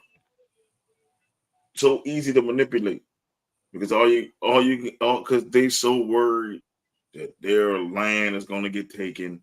They so worried about being a minority and all that. That's what they're worrying about.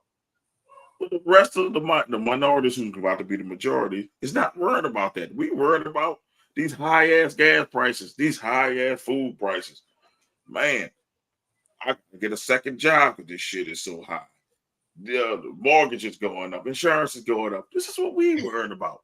We're not worrying about taking shit from you. We're trying to survive. Yep. We don't need no fucking trigger happy hillbilly. I'm gonna say it like that. Racist ass fuck killing people. And you're supposed to be an authority. You're a cop. You're supposed to be an authority figure. And you come in there trigger happy like they did my lady with the water. Sonia Massey, and you kill her with a pot of water. This is what we are talking about. This is the original argument. Look, if I did a crime, let me stand trial. I don't want to be carried out by 6. Let me be judged by 12. That's all we want to do. We're not saying, hey, let the person go. And that's what a lot of his base was saying at that time. Oh, y'all just want to protect criminals. No. If they did a crime, take them to jail and let them stand trial for the crimes or whatever crimes they did. Exactly. Some of these crimes, like Eric Gardner, cigarette. He was selling loose cigarettes and got choked out in New York. Should a loose cigarette, selling loose cigarettes, should that warrant a death sentence? Right. That's crazy. Like saying this stuff out loud, like that is crazy. This man, cigarettes, really? You know that's the thing that cost him his life. You know what pissed me off? He should have complied. How can you? Let me put you in the chokehold and see if you're gonna comply. Okay, you're gonna be fighting for your life because you're getting choked. Now we you're talk not gonna about just lay there and let a motherfucker choke you. Okay, I'm done. We were sitting there talking about it with Sonya Maxey. This lady was in her house, with water, my boy. Water. Like, she called them because she thought somebody was outside of her house. It wasn't even like she did something bad and they showed up. She called the police department and was complaining somebody was outside of their house, and the next thing you know, they fucking shot her. Yeah. That cost somebody their life. Let's go back to the Central Park 5. These people got DNA evidence. It's not me. It's not me. But still had to spend combined about 50 years in jail. What is that about? It was like this. If it wasn't for the real person standing up and say he did it, Corey Rice would still be in jail. That's the sad part. Corey Rice would have still been in jail if that person who did it didn't stand up and said, I did it. And then not only did they didn't believe the guy, they had the DNA test the guy, and then they showed it was him. What is that about? What is that? It happened in New York. Man. It's not down south. That shit happened up north. So I tell you, it's racist everywhere. and ever since ever since Trump was president, it seems like the people that have this racial belief inside their brain, they feel more comfortable with showing it. Because you know why? I see it all the time. I see it on my news feed all the time. People I went to high school with that I know for 30, 40 years are really showing their true colors in the last, I would say, 8 years. And then people get mad at me when I talk shit about Trump. Like that's the ones I look for. Not do it on purpose. Because I want you to be mad. Because you know if you get in a debate with me, I'm gonna kill you with my words. And I know you can't whoop my ass. So I'm cocky with it. Because I don't give a fuck. Because I'm like, if you like Trump, you're no friend of mine. Because I actually don't like them. I actually listen to what he says. I don't listen to the rhetoric he do. Listen to what he actually comes out of his mouth. And if you have an ethnic friend, whether Latino or black, you shouldn't like Trump either. Talking about deporting people. He talking about giving police immunity. Like, yo, no. Could you imagine if police had immunity, how many more people of color would be killed, whether it's Latino, whether it's poor, whether it's black, whatever, even American Indians. Yeah. Right. Let me tell you, it'll be the old slave catchers, because most people wonder where the police come from.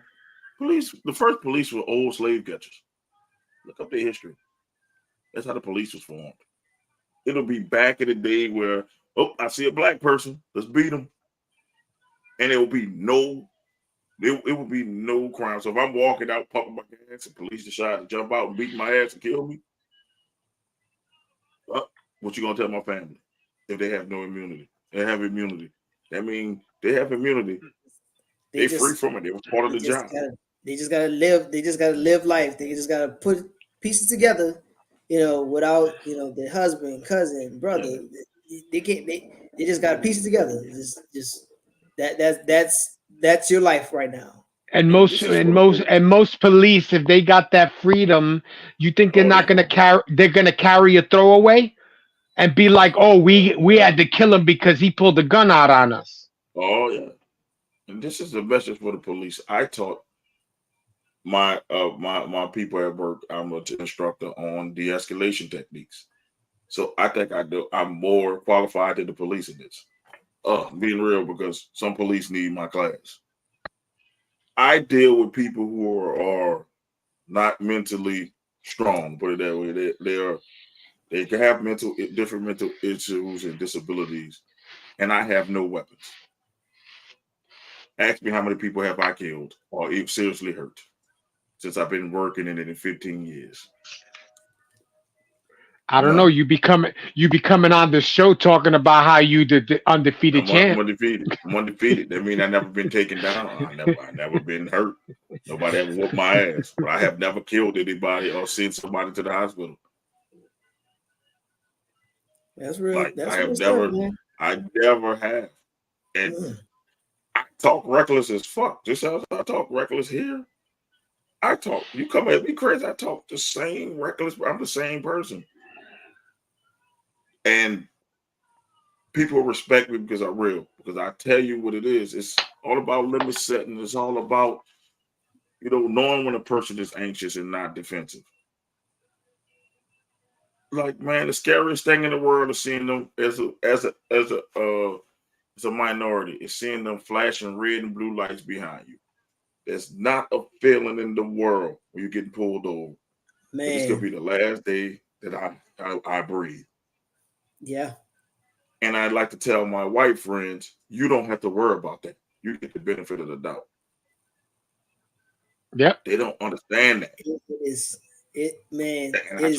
I had a debate with them, and I had a debate with a staunch Republican. I said, you don't understand the fear of red and blue lights behind you. And they coming, especially if you're in Kenner, even where I live in St. John Parish, they coming 2 or 3 deep. So you see 2 and 3 police cars behind you. You're like, oh shit, man, that is real. It's a fear that only people who are minorities can feel. It's like, please. Sometimes I'll be like, please let it be a brother. But I'm like, please let it be a brother from the hood. Man, I don't need one of these uppity brothers trying to please. I tell you, bosses. I need a brother from the hood who's doing this for a paycheck. Man, I tell you, I don't even know. Man, there's this time I remember. This is when we my wife and we bought this lemon car, and I mean this car was it was just a point A to point B because we needed another car. And okay, hi, what's up, Chang? Police have killed innocent people who didn't have a gun, which they claim they did. You're right. That's true. You're right. That's true. And we're in this lemon car, and we're on our way to her mom's house. The route that we took, we'd go there thousands of times. We went, when we had this very good car, we had in the car that we have now, and this is early 2010s. And the car that I had, that we have now, it was new, no trouble, no nothing. So we're in a lemon car. I don't know if it was the description of the car or whatever, but everything on this car is legit. Got insurance. We, got the tag on it still. So it lets you know that we got it registered. And, everything's working on it. The brake lights work on it. The front lights work on it. It's just a terrible car. We just only need it for point A to point B. We're going to mom's house, and before you know it, we take the turn. A couple of blocks away. Never regret being a good person to a person who don't appreciate good people.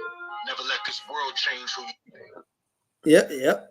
It hit the lights, and I pull over. My wife is in the back seat. She's inside of me. She's like, did you do anything? I'm like, no, I didn't do anything. And you know, I signal, I do all Never this. regret being a good person to Not even the first question was license registration. His first question to me. I mean, I looked the same. I didn't have anything different. Maybe, you know, probably a little skinnier then, but his first question to me, you have any marijuana in the car? Didn't even ask me for license registration, nothing. None of that. So he didn't even identify me. I didn't even try to identify him. But you know, at the time, I'm more concerned about my wife because I'm like, hey, look, are you okay? Because I've been I'm fortunate because the men in my family, they were law enforcement. So I know how to handle myself in the situations, but you just never know who's going to be on the other side because the only thing you get is lights. So I'm up there complying this, that, and the third. And I answered this question. And no lie, he asked it 3 more times. I am not exaggerating. This man asked me the same question 4 times. He asked me once and he did it 3 more times to see if I would deviate, change, whatever. But I don't know everybody else's circumstances, but this is just my mindset. My mindset is I can only imagine not having exposure to law enforcement coming up, how that would just wreck your nerves, especially hearing about what happens. Because this is not a brand new topic. This ain't something that just appeared 2 years ago, 3 years ago, 4 years ago, what have you. This has been a constant thing that's been going on for decades. And it's just a shame that it could really hit anybody. It can hit your best friend, it can hit you, it can hit me, it can even hit our children. And it's really gut wrenching. It's like I don't know if he was on a fishing expedition or whatever, but I mean, fortunately enough, he was like, "Okay, you good." He identified me, and I was good to go because I don't have anything. I don't. Yeah. I don't even think I have parking tickets on me. So you know. Yeah, Chang, I saw that one. And this is for you Trump supporting like this cap disrespected the flag. It was a vet who got pulled over. You know, not even a vet. He was still in uniform, so he's active. It was an He had a army. dog. Yeah, he had a dog in the back. And he pepper sprayed him and the dog. It was an army lieutenant. Yeah. He pepper sprayed an army lieutenant. And you think, you know, police brutality is about the military. That's basically the cops saying, fuck you. I don't care if you're in the military. That's what that was saying. And they just saw a black man and they probably thought he stole a uniform. And then he got messed up and then he eventually did get paid. But it was messed up. They pepper sprayed the dog and him. Now, you know how heartless you got to be to pepper spray a dog that's not attacking you? Man. Like, I'm just saying, this is what the whole cap argument was about. It was not about the military. Hell, everybody respects the military. Because I'm like, I couldn't do it. Like, you have to be strong to be in the military. I commend everybody with it. I know my limitation. I'm too much of a hothead. I would have started another world war if I was in the damn military. I couldn't do it. I know me. So I know I wasn't fit to do that. But people who do that, man, like that's special. And it's like Cap was not disrespecting them. That's why he changed from sitting down to kneeling. Because he wanted to have reverence for the flag. And I said, when people don't understand, what's the difference of Tebow kneeling down and pray? Why you think you kneel down and pray? That's showing ultimate submission when you kneel. When you kneel, that's ultimate submission. And people who in that base are too dumb to understand that. When somebody bow their head and kneel, that's the ultimate submission. So I guess you Bible thumping Trump heads, y'all don't kneel in church. Y'all don't kneel down and pray. I guess y'all stand up in church. I mean, you know, when somebody's getting knighted in England, they have to kneel before the king, or when it was the queen, they had to kneel before him. and they tap him on the shoulder. That's you showing submission to that person. Cap was doing was showing submission to the flag. This is not about the flag. That's him saying this is not about the flag. This is a silent protest for my people. Now, let's role reverse it. If Tim Tebow did it, would y'all have a problem with it, or would y'all call him a hero? If he did it, they would think he was doing his religious thing. Put it this way, he's a hero. So that tells me you have a bias against black people. If you say he's a hero, if Tim Tebow kneeled, and he did it every national fact, he kneeled down and prayed, and y'all called him such a guy, such a religious guy. Now, if he didn't say I'm kneeling for police brutality, it'd say he's such a courageous hero. He cares about people. That let me know you biased and stay the fuck away from me. If I know shit go down, I'm gonna be the first one to catch a dodge. Fuck you, stay away from me. If we roll reverse it and we put that red 15 on him and he was with the 49ers and kneeling with Tim Tebow, in your opinion, would he been blackballed from the NFL if he kneeled for police brutality? Nah. I can tell you hell no. In my opinion, I think he would have been celebrated as a hero. I think you're right. They would have had a special report. They would have followed him around for a week with a camera crew and the whole 9 yards. And that tells you right there, if you wouldn't have seen anything wrong if 10 people did it, but you saw Kaepernick did it, that tells me all I need to know about you.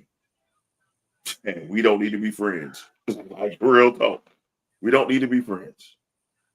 Because I had to check somebody at the game. My uncle's an older fellow. And he wasn't sitting down for the flag. He was actually getting situated to stand up. I guess he didn't stand up in a timely fashion during that time. And my other uncle, who's a religious man, who doesn't even curse. And he said, man, you don't have to stand up for shit if you don't want to. You know what? All my family sit the fuck down. Well, guess what we did? We sat the fuck down. Now tell us something. And I said, I dare you to tell him something. I fold my own. I dare any one of you bitches to tell him something.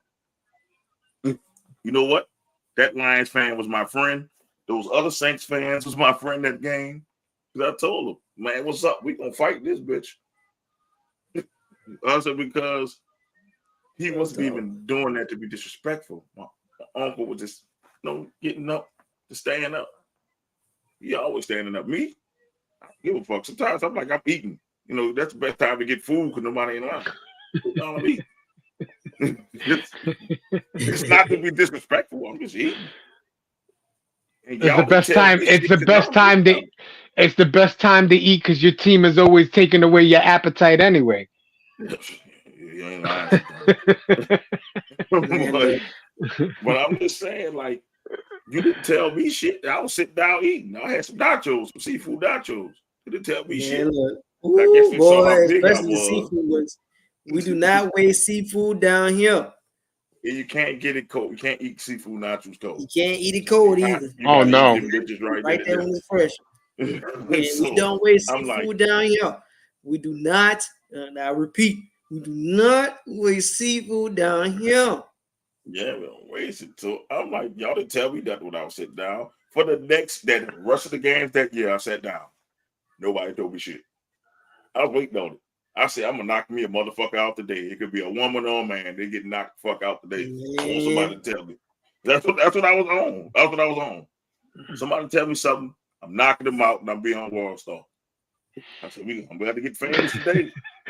World Star. I said, I'm going to be fucking famous. Somebody going to get flushed in this bitch. Somebody here. So I was sitting there waiting on it today the whole time. Nobody told me shit. You gonna pick up my uncle because he's younger, man. Come on, man. They'll look at me. They'll give me the looks like, huh? I'll stand because I want to now, but shit, I'm not taking my hat off if I don't want to. I'm not putting my hand over my heart if I don't want to. I'm standing up. You do what you want. It's America. So I'm just saying. If you want to sit, that's that part. Look, man, that man might have just walked up a flight of stairs or walked up the ramp when we had the ramp. They might be tired. I'm like this. The anthem shouldn't be played for sporting events anyway, because that's just bringing politics into sports, and the two should not mix. Just go like it used to be old school. They used to run on the field. They didn't have all of the anthem before the army and them paid them to play that shit back in the Bush years. And just go sports. Sports is pure. You're supposed to leave all that religion and politics out of sports. Everything extra yeah, that's out of sports. We're not there to root on the United States of America. Escalate something was Saints on. That's what I'm there for. Go escalate an already volatile situation. Yeah, because Saints fans say the home of the Saints. They don't say the home of the Braves. So that's not disrespectful to the national anthem. We changing the words. So it's not disrespectful. It's not more disrespectful than kneeling down. I mean, I'm just saying, you changed the words of the national anthem. It's disrespectful. Oh, you guys say the home of the Saints? Yeah, instead of home of the Braves, they go home of the Saints.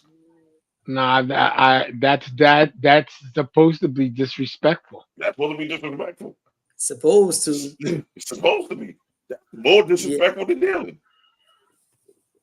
But you wearing an American flag baseball cap is disrespectful. You wearing American flag box is disrespectful. Oh yeah, you're not supposed to wear the flag like that. You're not supposed to do anything like that at all. There's so many rules that goes against with the flag. What you see? The only people that go out of the way for their flag are Puerto Ricans. They got flags for everything. They got miniature flags. They got flags that they put on top of the car. They got flags that they hang from the. They, you know what I'm saying? They represent their flag in any way that they can. They'll put it anywhere. I mean, when I was a kid, I had one flag on this wall back here, and I had another flag on this wall over here.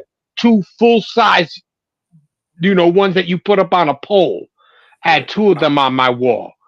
That's just how we are. But we're very, very, very, we're very, when it comes to our flag, that's how we do things. Yo, prideful. Eric, watch American Skin.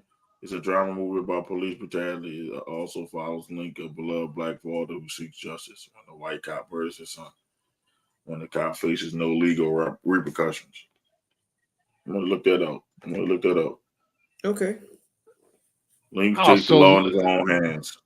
So Link beats up the cop. You can't burn the flag or shoot down an eagle bird. You can't do a lot with the flag.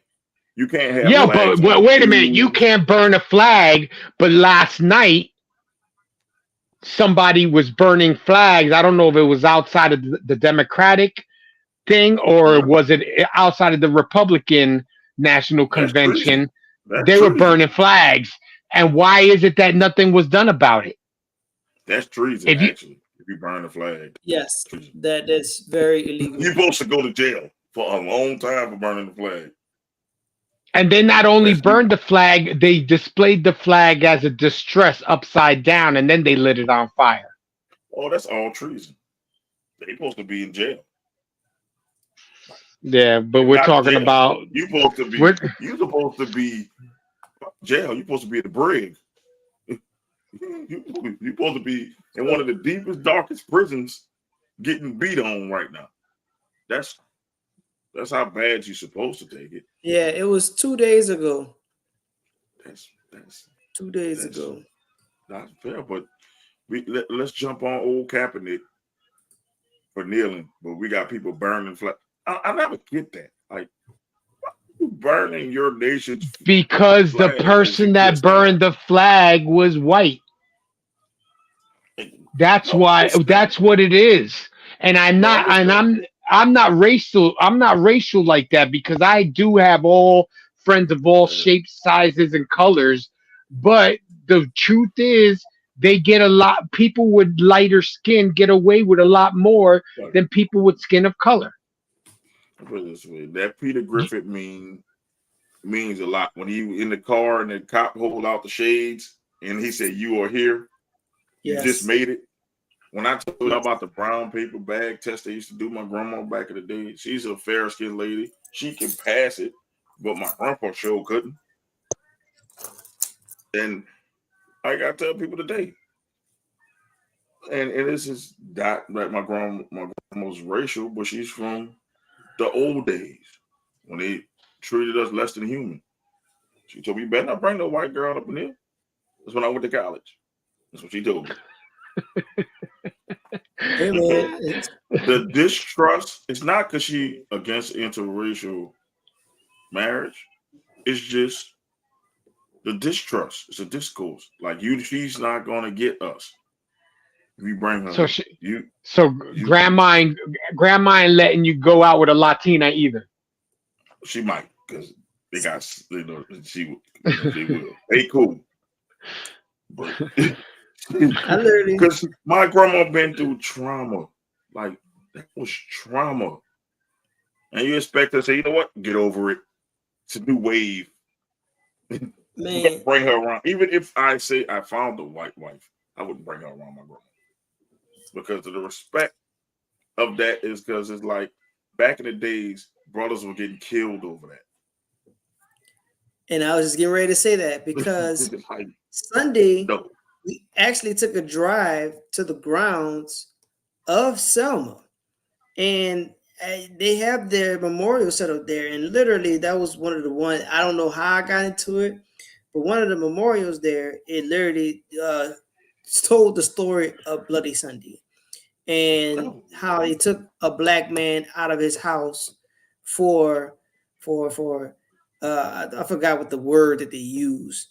It's something along the lines of mingling, because he didn't have like an intimate relationship with the lady. Fraternizing with the lady. He just talked to her. He was fraternizing.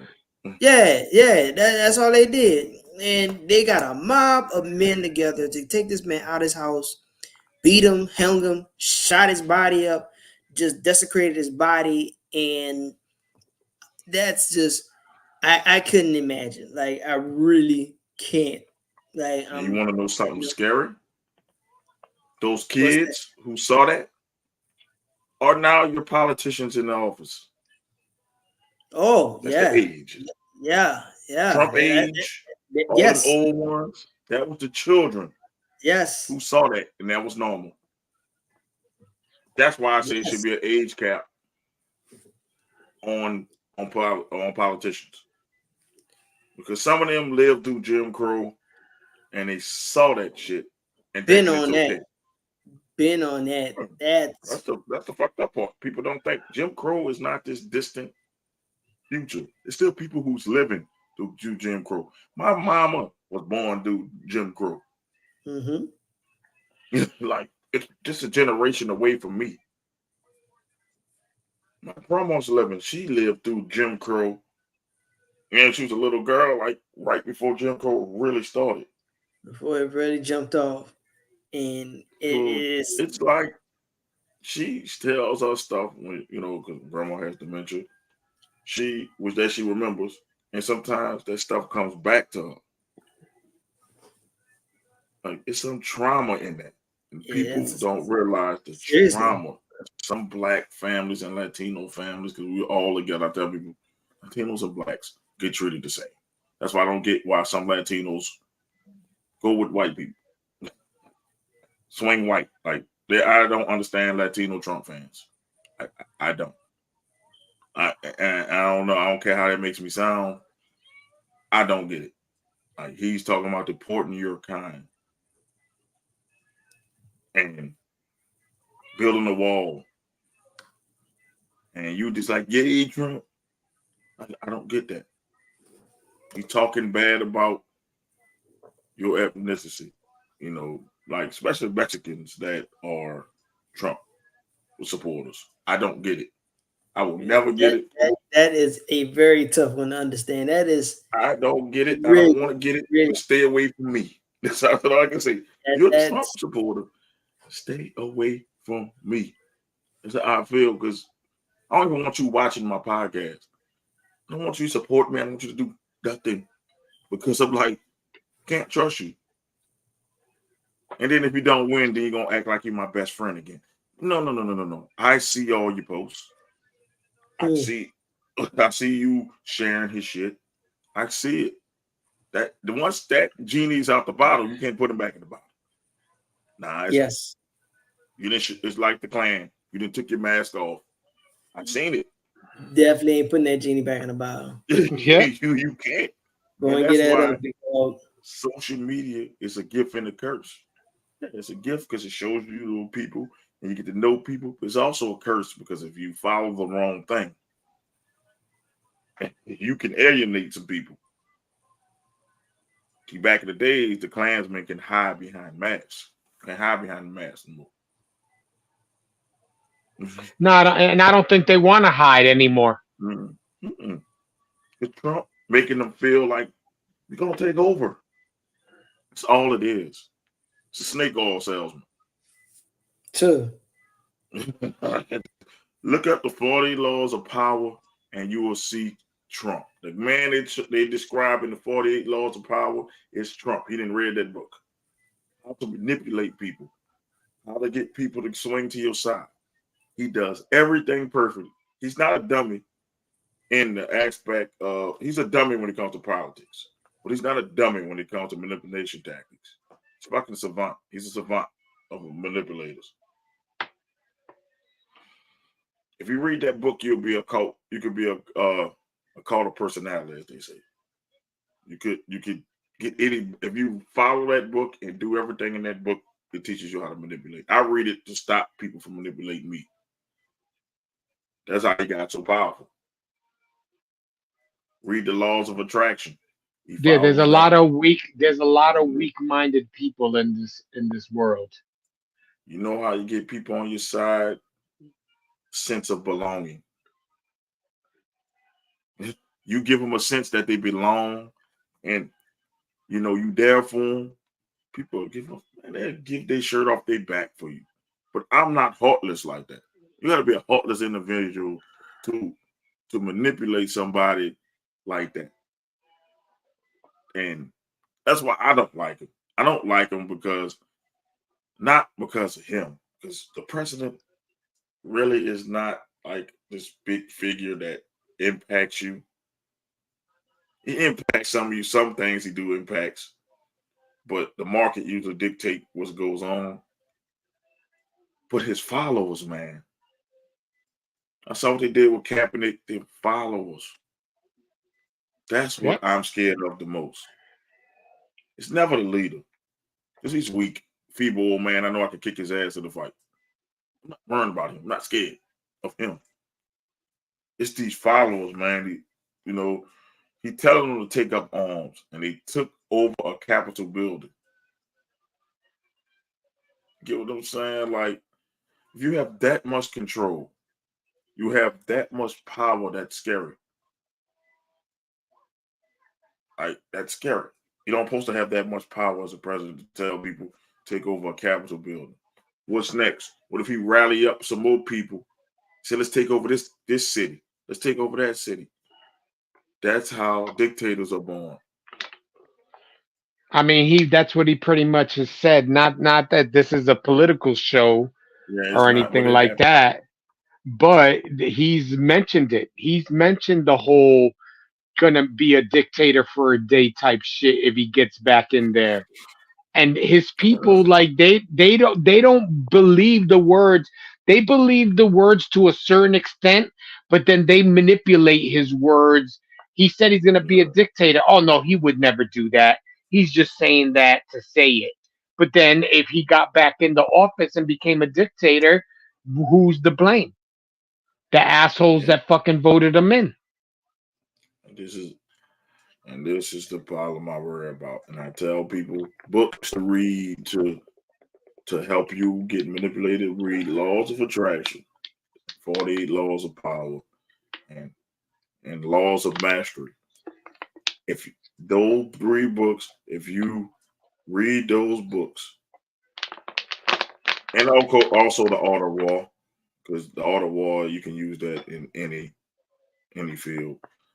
Those books there will show you how Trump did what he did. Because they use historical like events to explain how people became what they became. And if you have some time, I say, because it's a long read. It's not like a short read. You're gonna read that in a day. But if you're a history buff, you read that and you'll say, damn, that's how he did that shit. And it's like he turned the whole world on Cap. He told LeBron to shut up and dribble. He turned on LeBron for a little bit. I mean, it's just sad that we can't come together as a people. We're not Americans. It's not black, white, Latino. We're Americans, damn it. It's like, let us come together as Americans. Like, we could come from different backgrounds. We could come from different ethnicities, but we all American. We all have right to this land. Nobody's superior than the other. We all Americans. I think I know on my passport it says I'm American. It doesn't say I'm black or white. Hey, where you from? USA. Put it on your passport. They'll tell you if you're black or white on your passport. Look at you. Go look at it. It'll tell you USA. Where you from? USA. Got a picture of you. It's international. There's no such thing as, yep, I'm a black Greek. What does Yannick say? I'm Greek. Like, the only place that say, oh, you're African American. No, I'm American. I'm like, I'm American. American first, because, I'll say I'm black. I'd rather say I'm black. Because African American means, I know I have African in me some kind of way, but I'm American. It's like, that's how I look at it. I'm American. What are you, American? That's what I tell some people. What are you, American? Okay. When I went to Jamaica, what are you? I'm from America. Or I say I'm from New Orleans. Because people from New Orleans think we are our own place, our own country. New Orleans. I'm a New Orleans. I'll take that. But people come together, man. Like, I know this presidential election is got people from both sides that's doing, some people are strong on this side with Kamala Harris. These people on the Trump side are, riding with him. But just remember, whoever wins, man, the loser, please don't overreact. Oh no, listen, they're gonna start the narrative that to come into when the election comes, the narrative is gonna start again that the election was stolen again.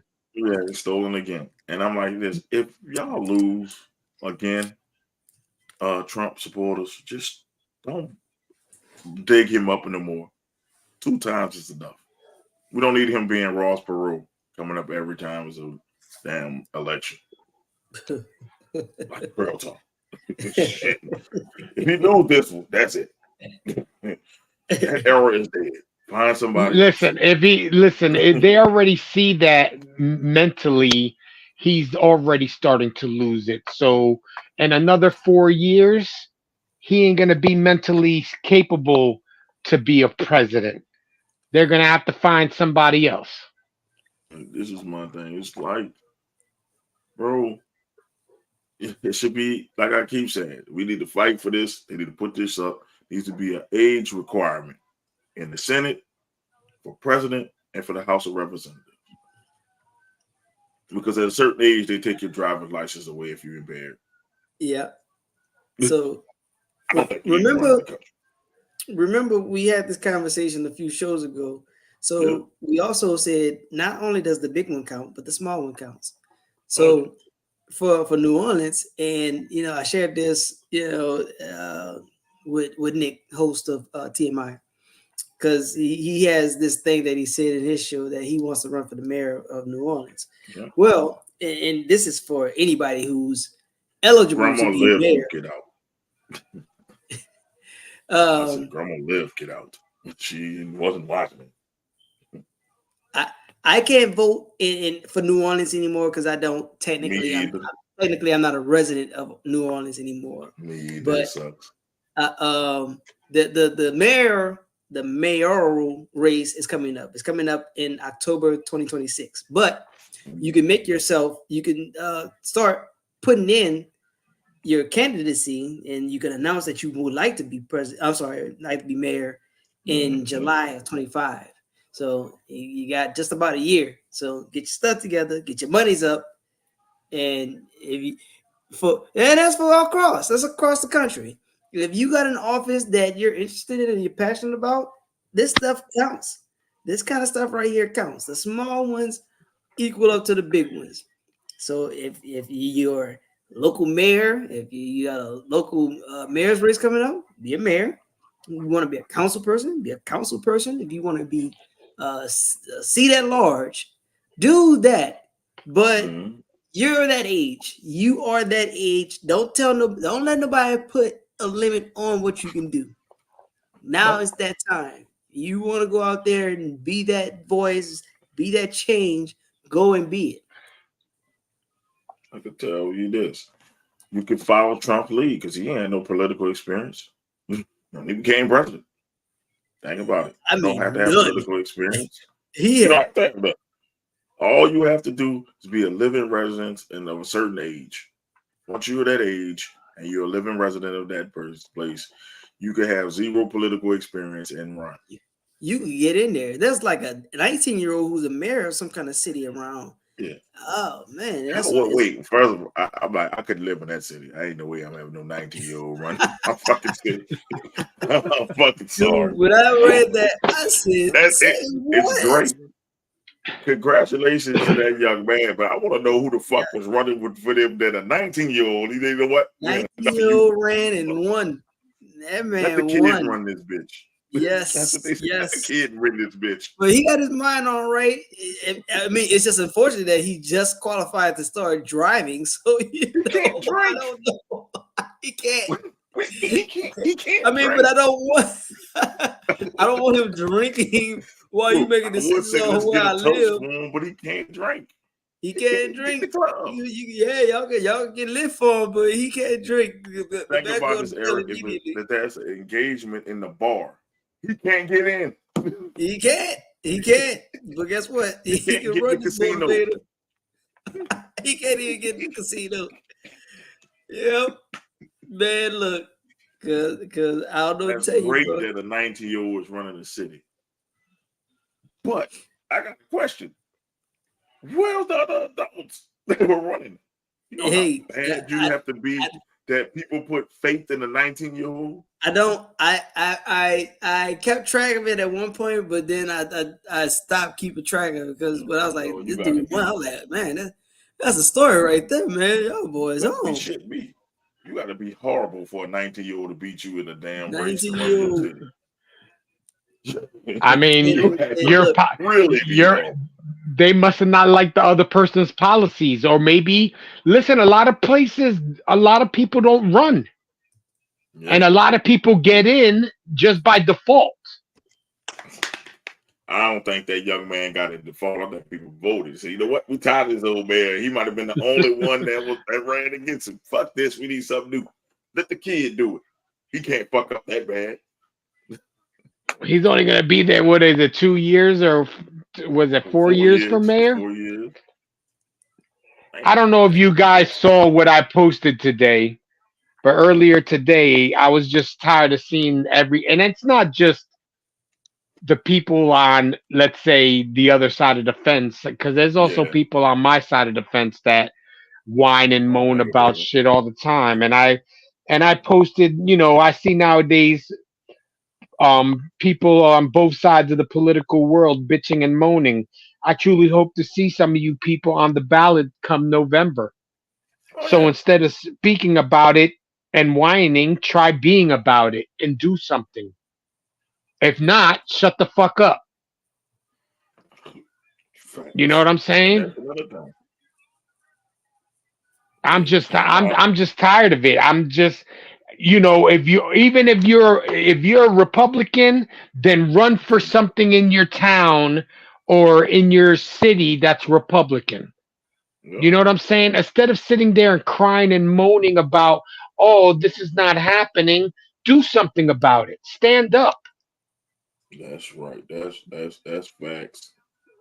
And I'm like this. And my 9 voters, the ones who don't vote, get on my nerves more than the ones who bitching and moaning. And you complaining about this person, you complaining about Trump, you complaining about Harris. They're not actually going to vote. You're going to say no, it's rigged anyway. Then shut the fuck up. Yeah, You're a exactly. non-voter. You don't matter. You don't matter. Like if you don't vote in the election, you don't matter. I don't want to hear about you bitching about the high prices. I don't want to hear you bitching about response to certain things. I don't want to hear bitching about taxes. I don't want you to hear about roadways because you're not fucking voting. Groceries and the whole 9 yards. Groceries, And everything. And my thing is with that shit, with groceries, who really fucking who raises the prices on groceries? Not the president. But they're quick to say that it's the president. Because they're stupid. Somebody didn't take civics. Man, and you can tell them I said that.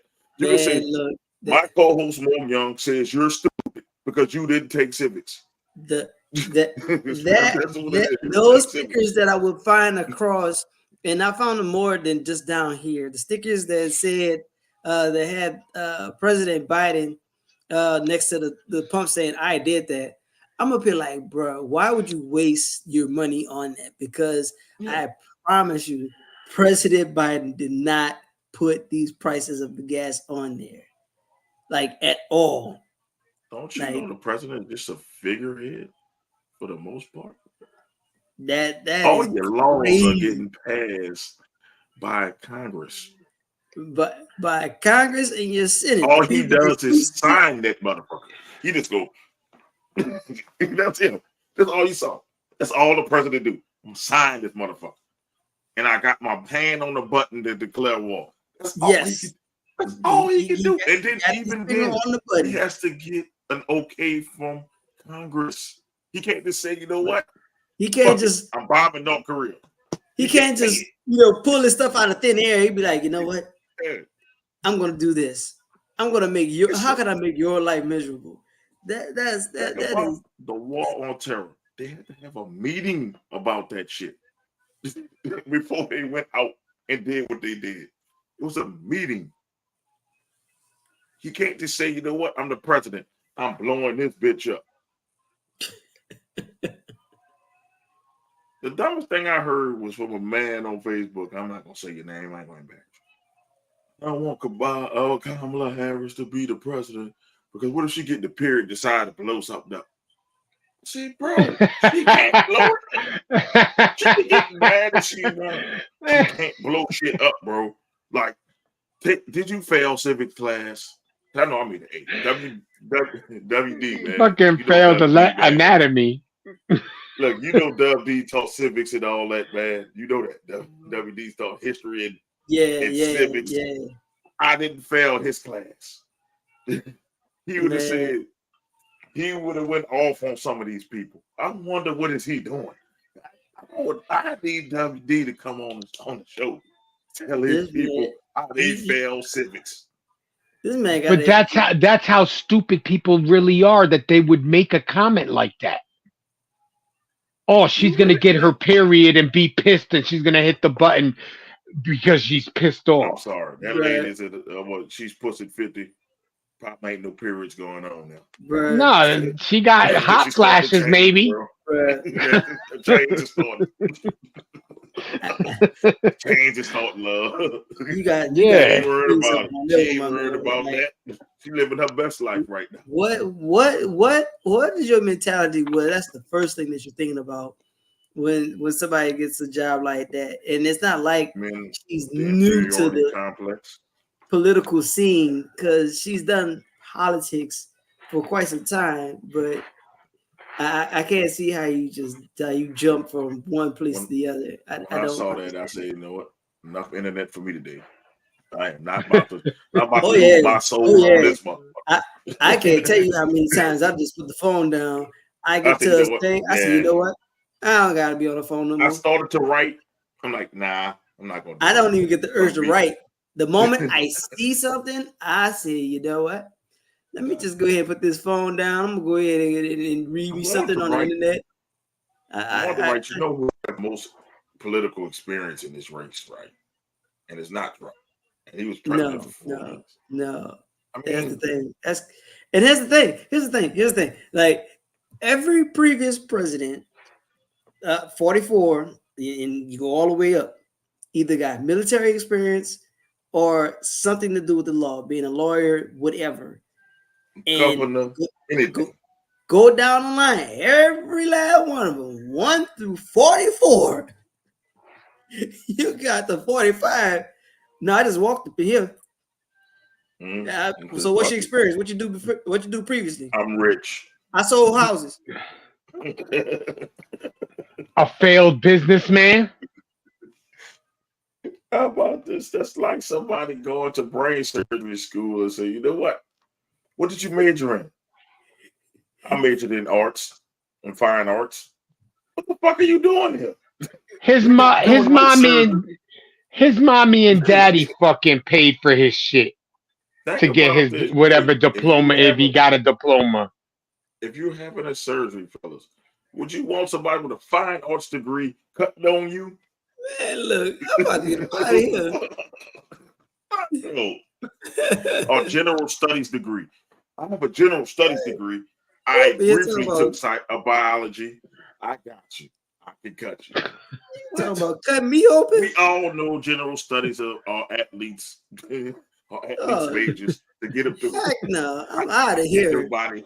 You ain't about to. You about to cut me open out here. Talking about, yeah, I got a general studies degree. Oh, my majors are undecided, but I'm here to cut up on you. What? You could even decide on a major? You gonna cut on me? And I told it to the Republican. I told her, I'll use a different example. I say, would you let a brain surgeon fly a plane that you're in with no pilot experience? So what you think will happen? The plane will crash. That's what you did when you let this idiot in office. And he was like, you thought about it? You know what? You're right. It ain't. I said it ain't because you're a Republican. It's because me and this motherfucker got the same amount of political experience. Yeah, man. I said, would you vote for me with no political experience? I might. Man, I wouldn't vote for me. To be president, I wouldn't vote for myself. I'm like, too hot-headed. I'm not about to do this, and I say the wrong thing and start a war. You know what? Somebody Putin get up there and he up there talking shit. I'm saying, man, you know what, Putin? Fuck you. That's me.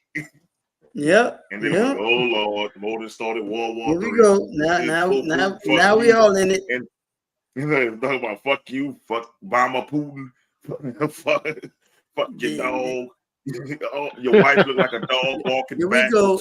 Now we in for it. Damn. Bro, could you imagine me in the G summit? Could you imagine me in the UN talking to all these nations?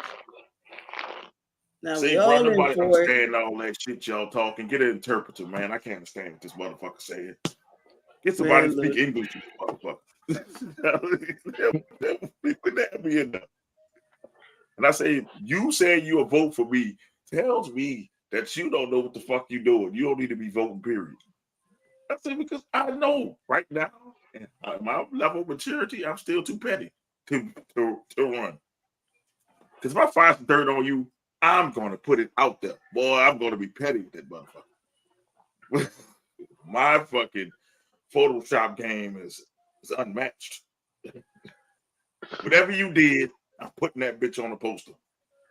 Look at this motherfucker. Like, I mean, you got to say that what they did, what the Democrats did the other day when they did that Law and Order thing about ex-President Trump. That shit was petty, but that shit was funny as hell. Like, finally, I just want to say, as a Democrat voter, I'm really independent, but finally, you bitches fight fire with fire instead of being, I'm gonna take the high road. Fuck the high road. People tired of y'all taking the high road. Fuck that. This motherfucker's a criminal. And it's funny because now they're complaining. They're like, "Oh, look at that! They're so petty." But you guys were petty for the last 8 years. Let's go, Brandon, Sleepy Joe, Demented Joe. I heard all kind of shit about Joe Biden. Fuck them motherfuckers. Fuck them. That's what I'm on. Like, fuck them. Just be petty with that shit. He's a criminal. I can say this is no allegedly. This motherfucker got felonies. Fucking talk about the felonies. Would you let a felon run the country? Fuck no. This motherfucker did something illegal. I don't need nobody doing nothing illegal running the country. Right. I'm sorry. I need somebody like Eric.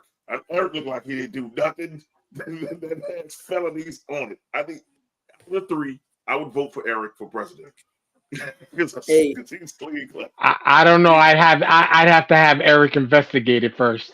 Out of us 3, you say we running for president. I wouldn't even vote for myself. I say, damn it, I might do something crazy. Eric is what Eric has to do is use you as the vice president, because this way they won't kill his ass, because then they have to deal with you. That's it. That's it. Boy, would the vice president debates be fire though? He up there talking. I catch him in line. This motherfucker lying. This motherfucker sitting over here lying. I will cut him off. This motherfucker sitting over here lying. Yep. Mr. Jefferson. Mr. Young. Mr. Young. Mr. Young, I need you to stop cutting the man off. No, fuck that. This motherfucker is lying. Look, nah, we gonna talk. Y'all up here won't ask the question. I'm asking the question. I'm letting you know. Young, you can't. You can't interrupt the guy. Man, fuck you. Who put you in charge? Hey, hold on, man. Y'all got me coming outside myself here.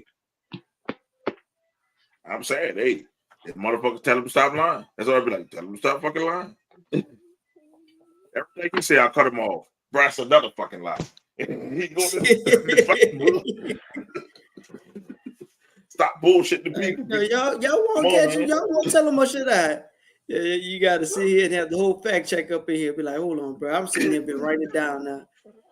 They'll be laughing at me. They'll be sitting there making faces. Whole time. See, you done lying. Can't even take it seriously. Lying motherfucker. Mr. Young, watch your language. Fuck you. That's how the American people feel. Y'all, they tired of you fucking them. And I'll be doing this. They tired of you fucking them. Just like that. They're tired. Man, get 0 F's. This man gets 0 F's. Ain't no way. My plan. But I know all those people be like, yo, we got to make sure this guy stays alive if he gets elected, because if not, that's what we got to deal with. That Mo Young, hell no, we ain't dealing with Mo Young. Fuck that. That's what I would do. I'll say, man, my slogan, Young 2024, we tired of getting fucked. Damn. Young, man, put some romance in this bitch. Man, Young 2024, buy me dinner first. Yes, buy me dinner first. Take me to a movie. Talk nice to me. Young 2024, I know my worth.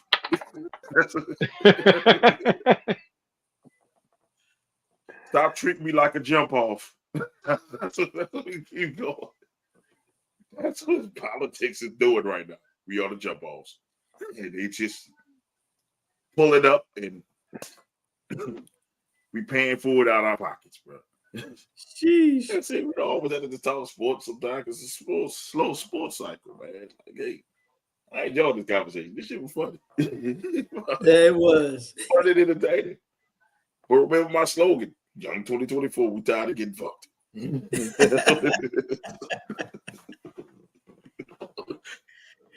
Oh, no, man.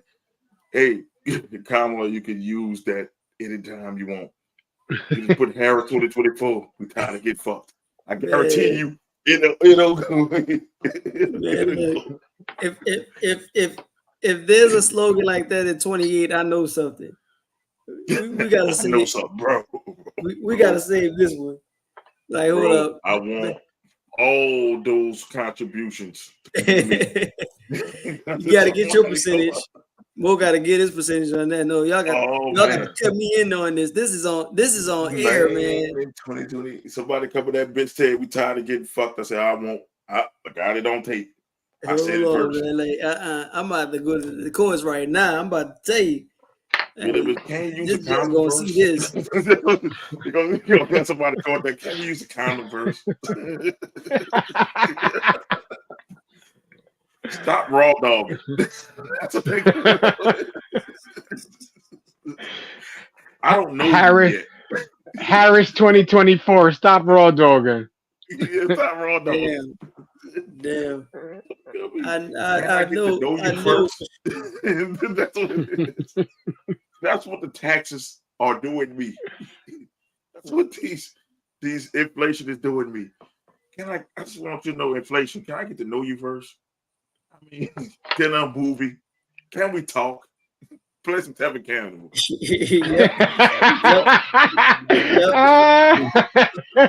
Play some Tevin Campbell. Can we talk? Can we go on a long walk? Jill Scott up in there, man. Look, somebody get Jill Scott out here. And I think that's what most Americans are worried about, man. It's the prices of shit. And that's what all it is. It's like it's corporations that set that shit, man. People buying shit, bro. But do you know why it was cheaper back when he was president? Because he gave billion-dollar companies $1 million in tax cuts. And when this guy came into office, he took all those tax cuts away. Well, as he should. Guess who was getting all the taxes doing Trump shit? Those tax laws changed under him. So if you're not getting the money you was used to getting, blame that orange motherfucker. That's where you have to pay attention, because if you look, and this gentleman that I look at on social media, now he likes following the numbers, and I'm pretty sure I said this a few episodes ago. The numbers for you to get items. So let's go with the big items. For you buying a house, for you getting a car, that's basically now what we were at, what a family would bring in average. You can get that stuff, but now you got kids pay off college. The price of renting is just about the same as paying a mortgage. The price of food has tripled. So we're still looking at the average what we bring in, but now we got all this other crap, and the money isn't going up. Like, we're still getting the same stuff. So things may get more expensive, such as people building a house, or a house that's already established. For you to get any house, you already behind the 8 ball. Just flat out. A single individual, you don't stand a snowball's chance in hell. I'm sorry. Hell no. You better get married. It's just the numbers. You better get married. So get married and combined, but the caveat is you're still underneath, but you can make it because you're going to do some things where you're going to be like, you know what, I can't cut back on that. But for a single, here's the number that he mentioned, and it'll make sense once you look it up. The number that you need as a single individual to live comfortably in the country is $97K. That's as a single person. Shit. If you underneath that, then you gonna feel the pressure. You gonna either have to get you another job, That's Or like B, top 10% of people in the fucking nation makes that. That's Yep. like, or not like top 20. I'm sorry, like top 20% of people in the nation makes that. That's not a lot. it's When the not. average is 50,000. It is not. Exactly. Or That's like exactly 49, 50,000 is the average. And as a couple, as a married couple, now I don't know what it is for children, but I do know you need to make at least north of 200K. Dang, this shit is real. Why are you showing us this? It depends on where you live in the U.S. No, brother, that shit is going up everywhere. It used to be cheap That's where we all live. 50 of them things. Mm-hmm. All 50. It does not matter. Let me put it to you this way. I saw another numbers in like 1980. $37,000 got you up. Making $37,000, you were living comfortably in the 1980s. 37,000. I make more than that. Right.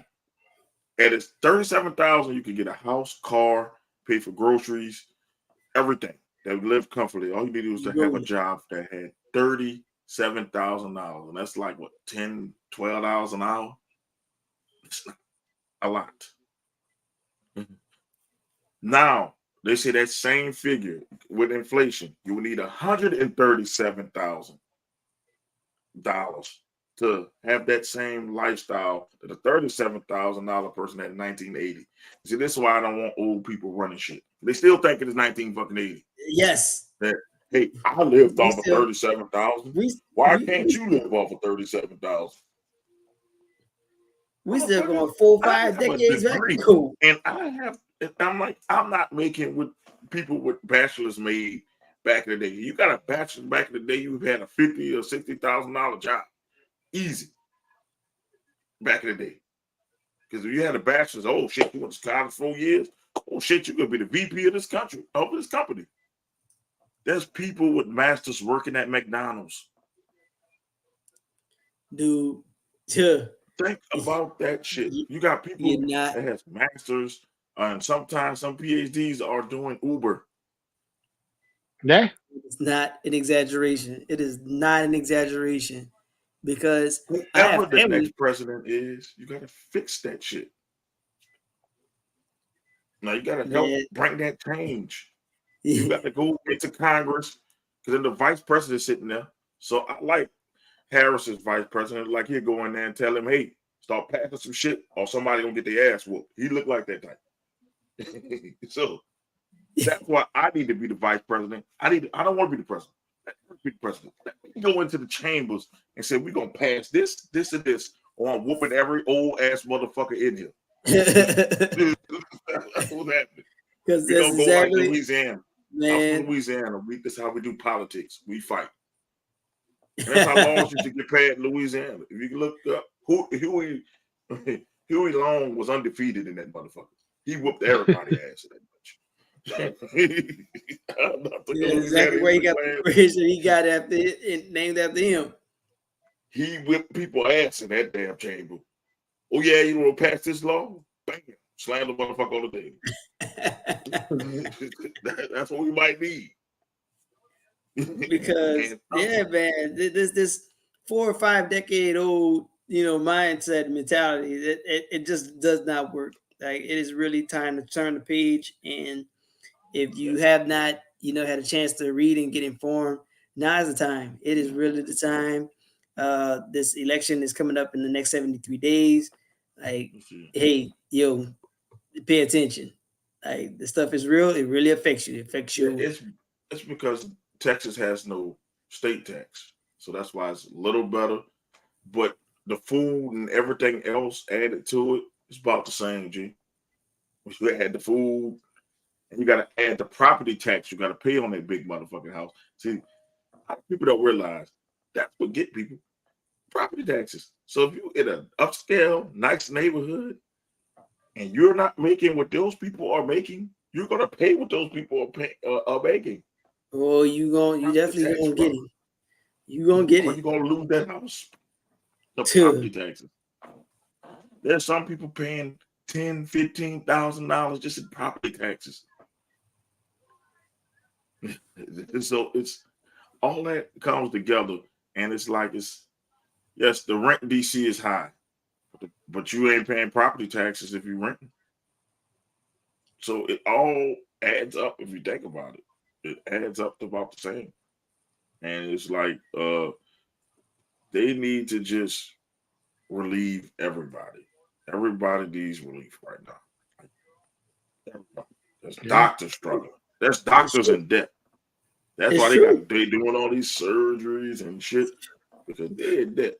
Because they have to, and then they don't leave. They don't leave because they still trying to take care of whatever bill, and that's just not. That's not the way. That's not. You know why I think it's Denmark. I want to say Denmark or Sweden, one of those countries. Why they so happy and they have low mortality rates, low suicide rates, because they pay everybody. Yeah, Sweden. They pay everybody their minimum wage is $33 an hour.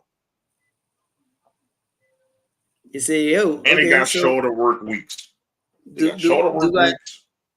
What? Then people asking, what is sick pay? If you sick, don't come up in here. Stay at home. $33 an hour is like the minimum wage.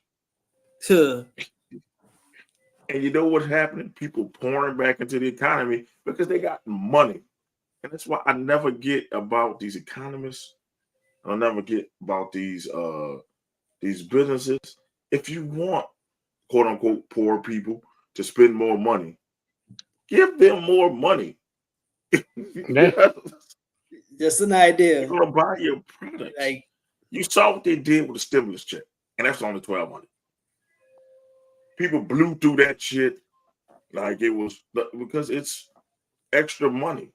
Now imagine you giving them a stimulus check every time they get paid. You add 1,200 times 12. If you get that, then people are going on vacations. People are going to buy more cars. Yep. People are going to try to buy more houses. It is time to roll bounce. I don't get it. I'm like, why are we trying to penny pinch and not paying people what they work? And then you want to know why so much violence in America? It's because people pissed off. People, I'm broke.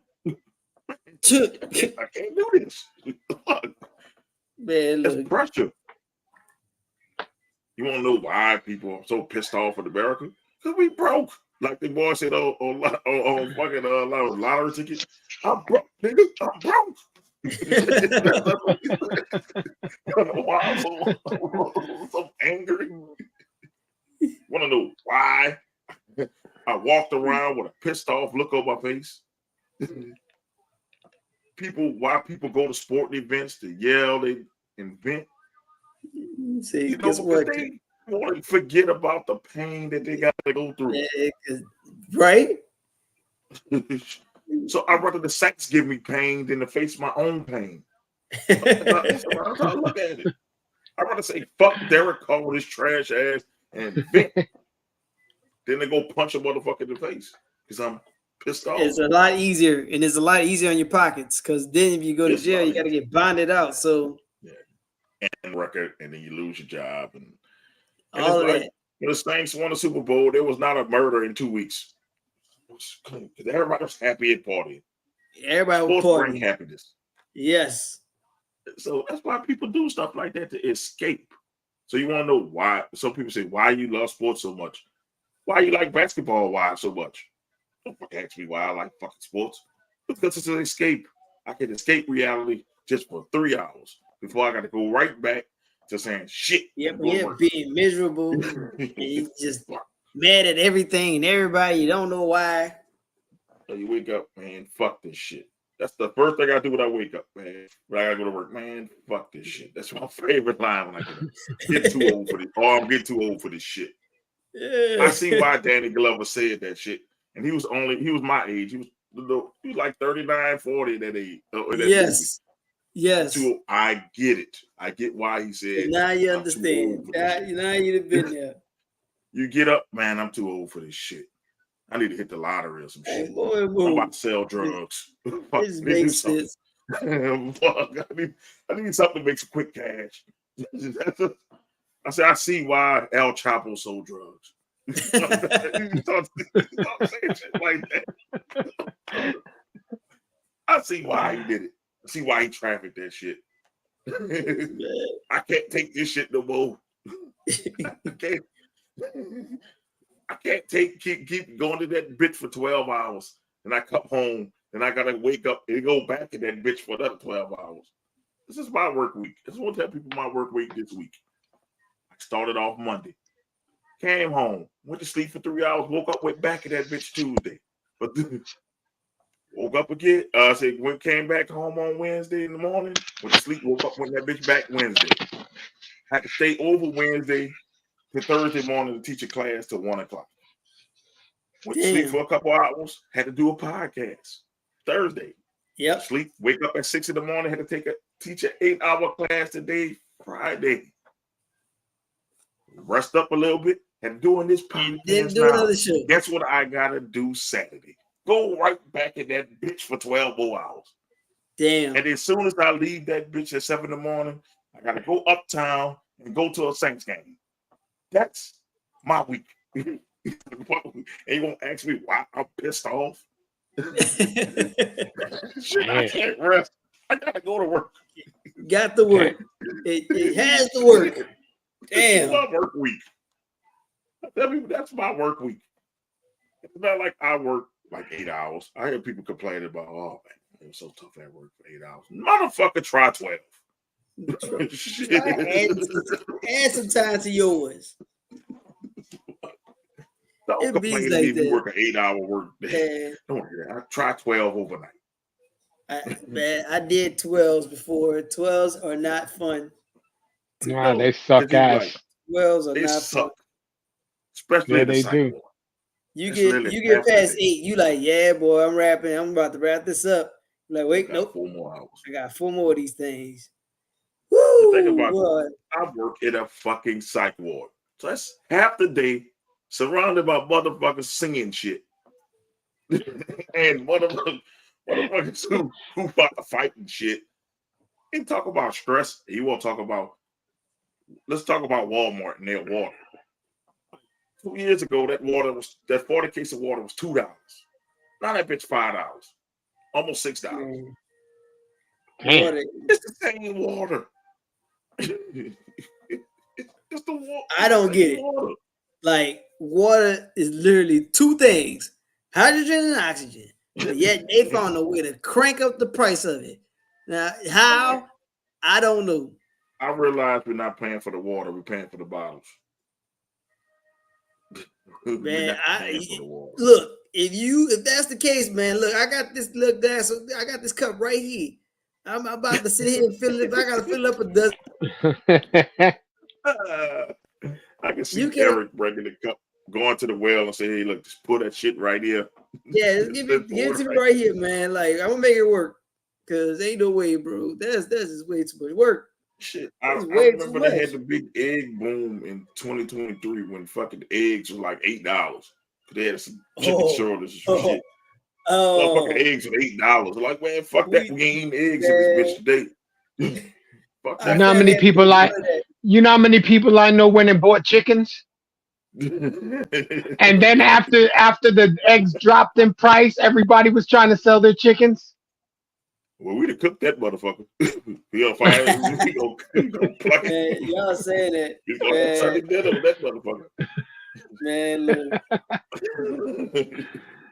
I'm just saying, people want to know. This is for the American public who watching this, man, and for the people not American. America is tired of struggling. We're supposed to be the most powerful nation in the old earth, and I have like more than half of the people are struggling. Something ain't right. I want to be like Sweden. I want to be like, you know what? I'm enjoying life. I ain't trying to worry about this stuff, bro. I'm done worrying about this stuff. Somebody fix this and fix it now. This is for the Republicans who want to say, pull yourself up by your bootstraps. Why you want to work so fucking hard? Who goes to work to work? No, I've never seen nobody say, you know what? Let's go to work. I want to work super hard today. I want to go wake up, work so hard today. make my company money. That's how they sound. I want to work so hard that I'm tired and that I'm barely making it out the door. Who drives to do that shit? Who goes to work to work? I'm like, I'm there to make my money. I'm there to branch out. I'm there to, I'm not there to work to the point where I'm about to die. That's how it seems like y'all want us to do. I do that all the time at work. Like, they come in there and say, don't make my job hard. But you at work. Don't make my job hard, man. I ain't come to work to work. Look, you heard what I said. Work to make money. That like is CM Punk said, I'm not here to make friends. I'm here to make money and go home. That's it. I'm not here to do nothing else but make money and clock out. That's the only reason why I come to work. And I told my boss that to his face. I'm not here for your mission statement.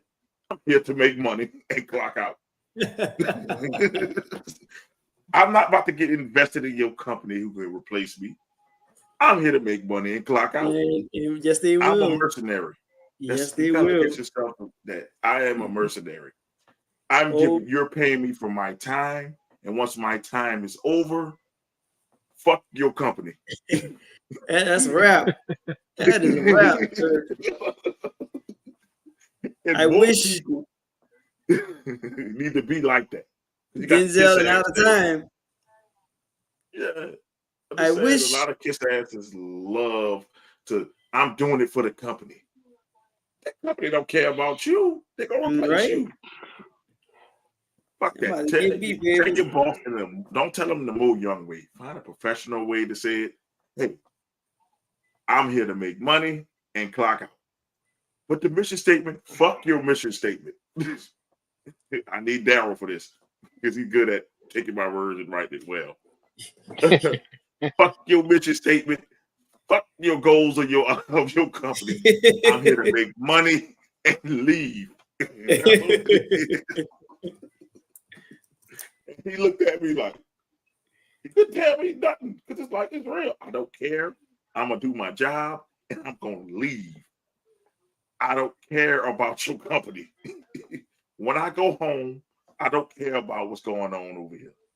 This bitch can burn down while I'm at home. I don't care. I don't care. Don't call me. I'm not leaving my house to go put out a burning building. Don't call me. I'm going to clock back in, I'm going to care. Then when I clock back out, I'm not going to care. So that's what that's how you need to be on these workplaces, because they will work you to death. Man, let's see what Atlee has to say. I go to work thinking, man, OnlyFans getting money. Why am I here? And that's why OnlyFans popping. I say, look, I even told the wife before. I say, look, would you get bad if I show the piece? OnlyFans. Look, I'll wear a mask to show the piece on OnlyFans. Get some money. Yep. I will go. I go with a fake name. Can I get a piece? Can I show the piece? Get some money. That's it. That's why OnlyFans is popping right now, because people say, fuck going to work. I'll show a titty. That's what we've been doing. I'll show a titty. Fuck work. Shit. For as much money as they make, I'll show a titty. Shit. I'll make sure to stay clear of your fucking. Make sure no pictures leak. We don't want anybody talking about, hey, it's Jay. Jay up there like this. When I hate you shirt. Keep it up. I'll fucking do a free one right here, right now. Shit. No. I said that's where the shout outs button's gonna come up. I told my coworker like a month, we friends at work, but outside of work, I don't know you. If you see me outside, walk out the way. Listen, that's true. And my boy said that at work. They said, man, we told one person we co-workers. Man, we ain't friends. I wouldn't know you. I wouldn't know you if we didn't work for the same company. We here for the same reason. Getting green and leave. Yep. People want to make friends. People get mad because you don't want to speak to them. I don't have to speak to you. Fuck you. I'm here to do my job and leave. I don't want to be your friend. I don't care about what's happening with your kids. I don't care what's going on with your family. I am not friendly. I tell people I'm not friendly. Now I'll talk to you, but when I come into work, I'm pissed off. First of all, I got to be there. Second of all, there's patients meeting me at the door. Big man, come here, big man. I need to do this, and this. And here you come with your problems. Oh, man, this happened today. I don't care about your problem. Fuck your problems. I'm not here to be your therapist. That's what I tell them. I'm not here to be your therapist. I'm not here to be your work husband. I'm not here to do none of that. I'm married. I got enough at home. I'm married. I don't need it. Yeah. I don't want to do nothing. I'm here for my money and I'm leaving. And leave. And people say, you mean? You damn right I mean. I just want to make my money and leave. That's it. Then they got a boss gonna come in there. He gone. He left quick. The one who made me remember the schedule was all fucked up. He had working on Fridays and shit. His dumb ass got fired. But he come in there gonna ask me about my work-life balance. For fucking what? It's a 1, motherfucker. I'm miserable. Say rated out of 1 out of 10. I say motherfucker is a 1. I'm fucking miserable. I fucking hated him. We gotta change that. That's what he told me. That's what I told him. They changed it all right. They fired his ass. Good luck. Oh, that's his first interview. He won't come in all nice. What's your work-life balance? Like you want me to say it's 10, like I love working here. Fuck it, I hate it here. Y'all give me patients that don't belong here. I fucking hate it. How about this? I fucking hate my life. That's what I told him. I fucking hate my life. I'm fucking miserable. I need more motherfucking money. Right. How about that? Bro. He looked at him like, okay, we're gonna leave you alone. Good. I'm not here for all that. Yep. How about that? You say you really hate your life? No, I hate my work life. I'm talking. You say work-life balance. I hate my work life. I hate it. I can't stand it.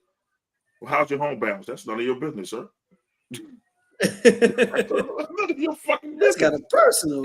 Yeah. Business. So, what do you like to do at home? Once again, that's none of your business. We're not friends. He ain't like me ever since that. We're not friends. You don't need to know what I do at home. When I talk about hate my life, I'm talking about at work. All in minds. You're all in my business. What you want to know about what's going on with me? So you can spread that shit to everybody in there? Hell no. So you can go try to look up my podcast and get me fired? See, I heard you do a podcast. What's the name of it? None of your fucking business. What's the name of it? Look it up. He probably went home and got on YouTube. None of your fucking business. Bruh, I should make that a show. None of your fucking business. See if you find me then. See if you can find me. You probably was looking hard. I can't find none of your fucking business. That's a Venom and Smoke page, but it looks like Bo, but that's not his last name. So, that's not him. Okay. None of your fucking business. There's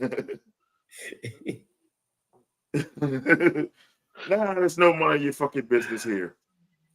You gonna come there? How's the podcast? I was gonna say how you don't look the same. The only thing that's different about you is you wear, when I see you, you wear the other glasses. When you know what I'm saying, you don't wear the sunglasses. Well, at work I don't wear glasses at all anymore. So my other ones got broken on scuffle. So I don't wear them at all. I don't wear them at all anymore. But they fell off my face and the lens popped out. So I gotta give you some new ones. That's fucked up. He's like, it's not you. It's some guy in the glass, and he looks like Bo, but it's not Bo. I don't know. And Bo said the name of his podcast is None of Your Fucking Business. I should have named instead of Venom and Smoke, None of Your Fucking Business. None of your effing business. Have fun putting that on the shirt. None of your fucking business is what the name of my podcast is. So you can go run and try to use what I say against me. Fuck that, dude. What's your podcast? None of your fucking business. I saw you wear a shirt that said, I just work here and say Venom and Smoke. Oh, man, it's my homeboy thing, man. I'm supporting him. I thought you said you had a podcast. Yeah, it's called None of Your Fucking Business. Yeah, that's the name of it. I already named I'm it. on there every Monday morning. Every Monday morning. Every Monday morning, we live on that bitch. But you get off work, I go straight from work and I go to the podcast. Every And I'm morning, straight Monday there. morning. I'm working. Every Tuesday morning, we do a wrestling show on Monday. We do a sports show on Tuesday.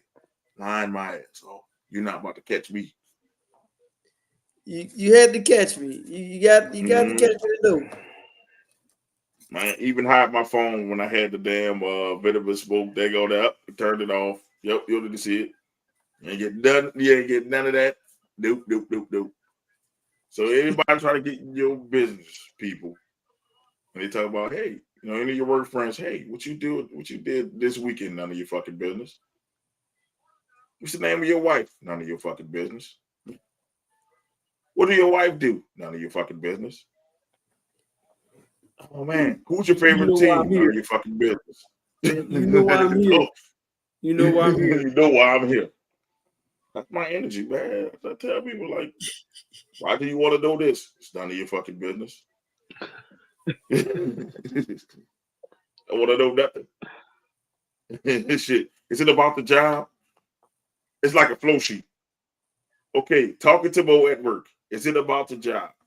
If yes, then Mo will talk to you. If no, it's none of your fucking business.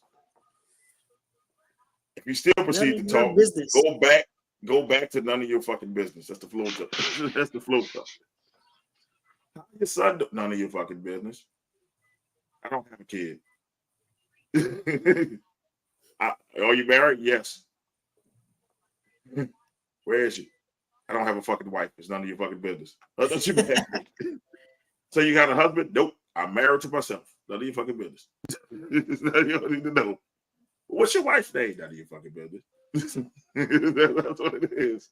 You have a dog? Yeah. What's his name? None of your fucking business. Everything just wrecked. Yeah, everything just fall in line just like that. Man, what's that? Because people at work will try to use stuff against you. You'll get hated on. Man, even if I get a brand new car, I'm still ride my hoopty to work. Because I don't want you to be, oh, this motherfucker, that give you all that. I learned that before. When I had an old job, and I remember when I was younger, and I had a white Lexus. I just bought. I was proud of that motherfucker. Motherfuckers start hating on me because I had a Lexus. Oh yeah, I'm driving my old little hoopty now. Point A to point B. Yep. Drive my little hoopty. It's incognito. I go through the waters and not get noticed. I ain't got to worry about nobody robbing me. I'm not about to worry about nothing. That's the best car. The hoopties. They ain't gonna fuck with it. I can leave $1 million in that car. Nobody wouldn't fucking touch it. I'm about to break that shit. I can't get that for it. Cool. I want you to think I'm broke. I'm broke. That's what I do. I'm broke. How much your podcast make? None of your fucking business. Y'all got merch? Yeah. It's on noneofyourfuckingbusiness.com. I don't yeah.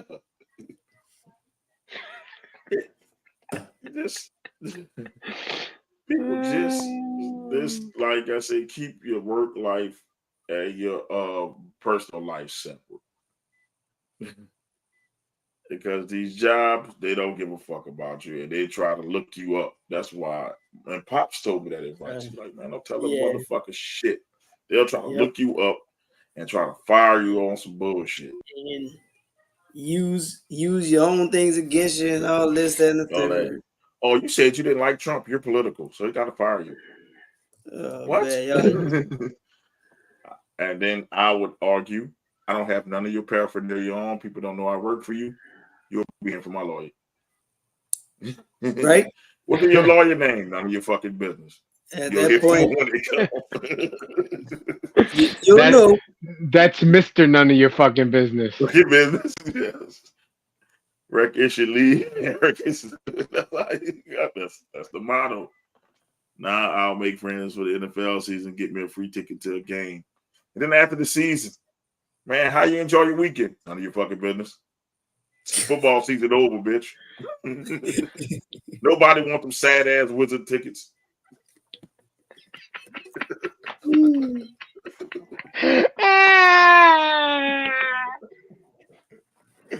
That's what Anthony said. I'm here for the Commanders tickets. That's it. I'm not here for the Wizards. I won't say nothing, but you know, I remember like a month or so ago, somebody posted some shit about how the Orioles were in first place, but it doesn't seem like they're in first place anymore, buddy. Oh, nobody want to see the Orioles play right now. Cal Ripken ain't walking through that door. You do better going to a national game. The Nationals. Andy said, man, I'm only here for Commanders games. That's it. After the Commanders season is over, it's back to none of your fucking business. Let's see. Andy wrote something else. This guy gonna say there's a whole lot of none of your fucking business not to be about this. Not to be business. That's the problem is this. You don't have to tell them shit about your personal life. You're not paying me for that. Or why didn't you answer your phone? I'm sorry. Did you buy me a work phone for me to answer? Am I on call? Because if I'm on call, I need to get paid an on-call fee. They don't like to hear money. That's how you get out your. Yeah, when they got to come out with that bread. Oh, I'm sorry. I didn't know if I'm on call. So next time they call you and you get in trouble when I answer your phone, I'm sorry. Do you pay my phone bill? Is this a work phone? If this is a work phone, that means I'm on call, right? I mean, I should get paid an on-call fee. Even so, that means even though I'm clocked out, you're paying me. Okay, I'm sorry I bothered you, Mr. Young. I'm sorry I bothered you. Go ahead. Sure. Sweet, why I answer my phone? Because you short staff. That sound like a personal problem. When I was hired, I was hired to work Monday through Friday or whatever it is, with 2 days off, and on my days off, I'm off. That's it. You sound like Big Red off the fucking 5 Heartbeats with that one. My office hours are off. Yeah. My office hours are from 7 to 3. After that, don't call me after that. You call me at 3:01. It's none of your fucking business. You going to none of your fucking business voicemail. Shit. Man, look. They like to call you. Hey, can you come in? Boy, I learned to turn my phone on silent, boy. Look, turn that phone on silent. You gotta pay me you gotta pay me double time. Not even time and a half. I used to be a team player a while back. I used to be a team player running in that bitch, helping. And I see that shit ain't getting nowhere. That became the norm. Now they call me. Sound like you got a staffing problem. Ghost. Talk about sounds like you to come in. Sounds like the supervisors are gonna have to work a double because I'm not. You talk about, oh yeah, I need you to take over. Am I getting supervisor pay? Well, I guess I'm not going to be the supervisor then. I'm not going to help. I want to do more work and get paid less. You crazy? Who gonna pick up more responsibilities for free? And if you're gonna put me as a supervisor, you got to pay me some money. Yes, indeed. I want that shit down on paper. This is how much this is what I'm looking for too. I'm not going to let you price me. I'm going to price me. And if you really want me to do the job, you're going to fucking pay me what I want. Sound like you got a morale problem, brother. That's what I would tell him. Nobody coming to work. Sound like you got a morale problem, bro. Sounds like you need to be replaced. I've seen that to a boss before. And when I was working in jail, I said, sound like you got a morale problem, brother. He got pissed off. So you're not going to come in? Like I said, sound like you got a morale problem. Nobody want to come in to work for your ass. What I get paid to come in? My time, my extra time, my off time is worth more than my work time. So if Hell you yeah. talk about at least double time, I'm about to slide in something, boss. I'm about to slide in something. So you got to pay me for my pain and anguish for canceling my appointment. You got to pay me for a lot of stuff. I don't think you want me to come in. But we need you. Once again, it's a morale problem, not my problem. Yep. Yep. Oh man, somebody Most gonna definitely. take all my ideas and somebody gonna get fired at work fucking with me. They gonna go to their boss. None of your fucking business. You get the fuck out. Yep. Yep. That's why I say don't say it the Mo Young way. Make sure if you're gonna say it the Mo Young way, make sure you're in a business that needs you. And make sure you're a good employee that the shit will sink without you. You say it. So how's your weekend? None of your fucking business. Okay. If you're a shit employee, none of your fucking business, get the fuck out. And then you come on here complaining, Mo, my lights got cut off. Not my fucking problem. Told you to listen to me. This is entertainment. You really listen to me? You really did that? You a wild boy. Oh, bro. Look, put a GoFundMe up and I'll put it up on the page so people can fund you for being a dumbass for cursing your boss out. Why do you need this money for? None of your fucking business. None of your fucking business. Bro, you gonna make me make that be a shirt. You gonna make me make that into a shirt, man. None of your fucking business. What you need, none of your fucking business. I can see Lala loving that shirt. That sounds like straight Lala, man. What you none of your fucking business. That's blunt and blunt. None of your fucking business. That's blunt and direct. None of your fucking business. Hey, before we get off, we'll be there in 33 hours kicking the shit. But people hate you being blunt and direct, and they call you an asshole for it. I tell people I'd rather have a bunch of assholes as my friend because they gonna tell me the truth. You're only an asshole because the truth hurts. Yes. I don't want no yes man and yes woman in my clique. I want a bunch of assholes. Assholes are brutally honest with each other. That's why I said nothing wrong with being an asshole. You're right. You're only an asshole because your story don't match their expectations. That's why you're an asshole instead of a real friend. It's not because you're a bad person. Assholes aren't bad people. They are truthful people. I'm gonna tell you this. I had a patient call me an asshole when I was blunt with her. She said she was singing. I said, man, what the fuck was that? It was horrible.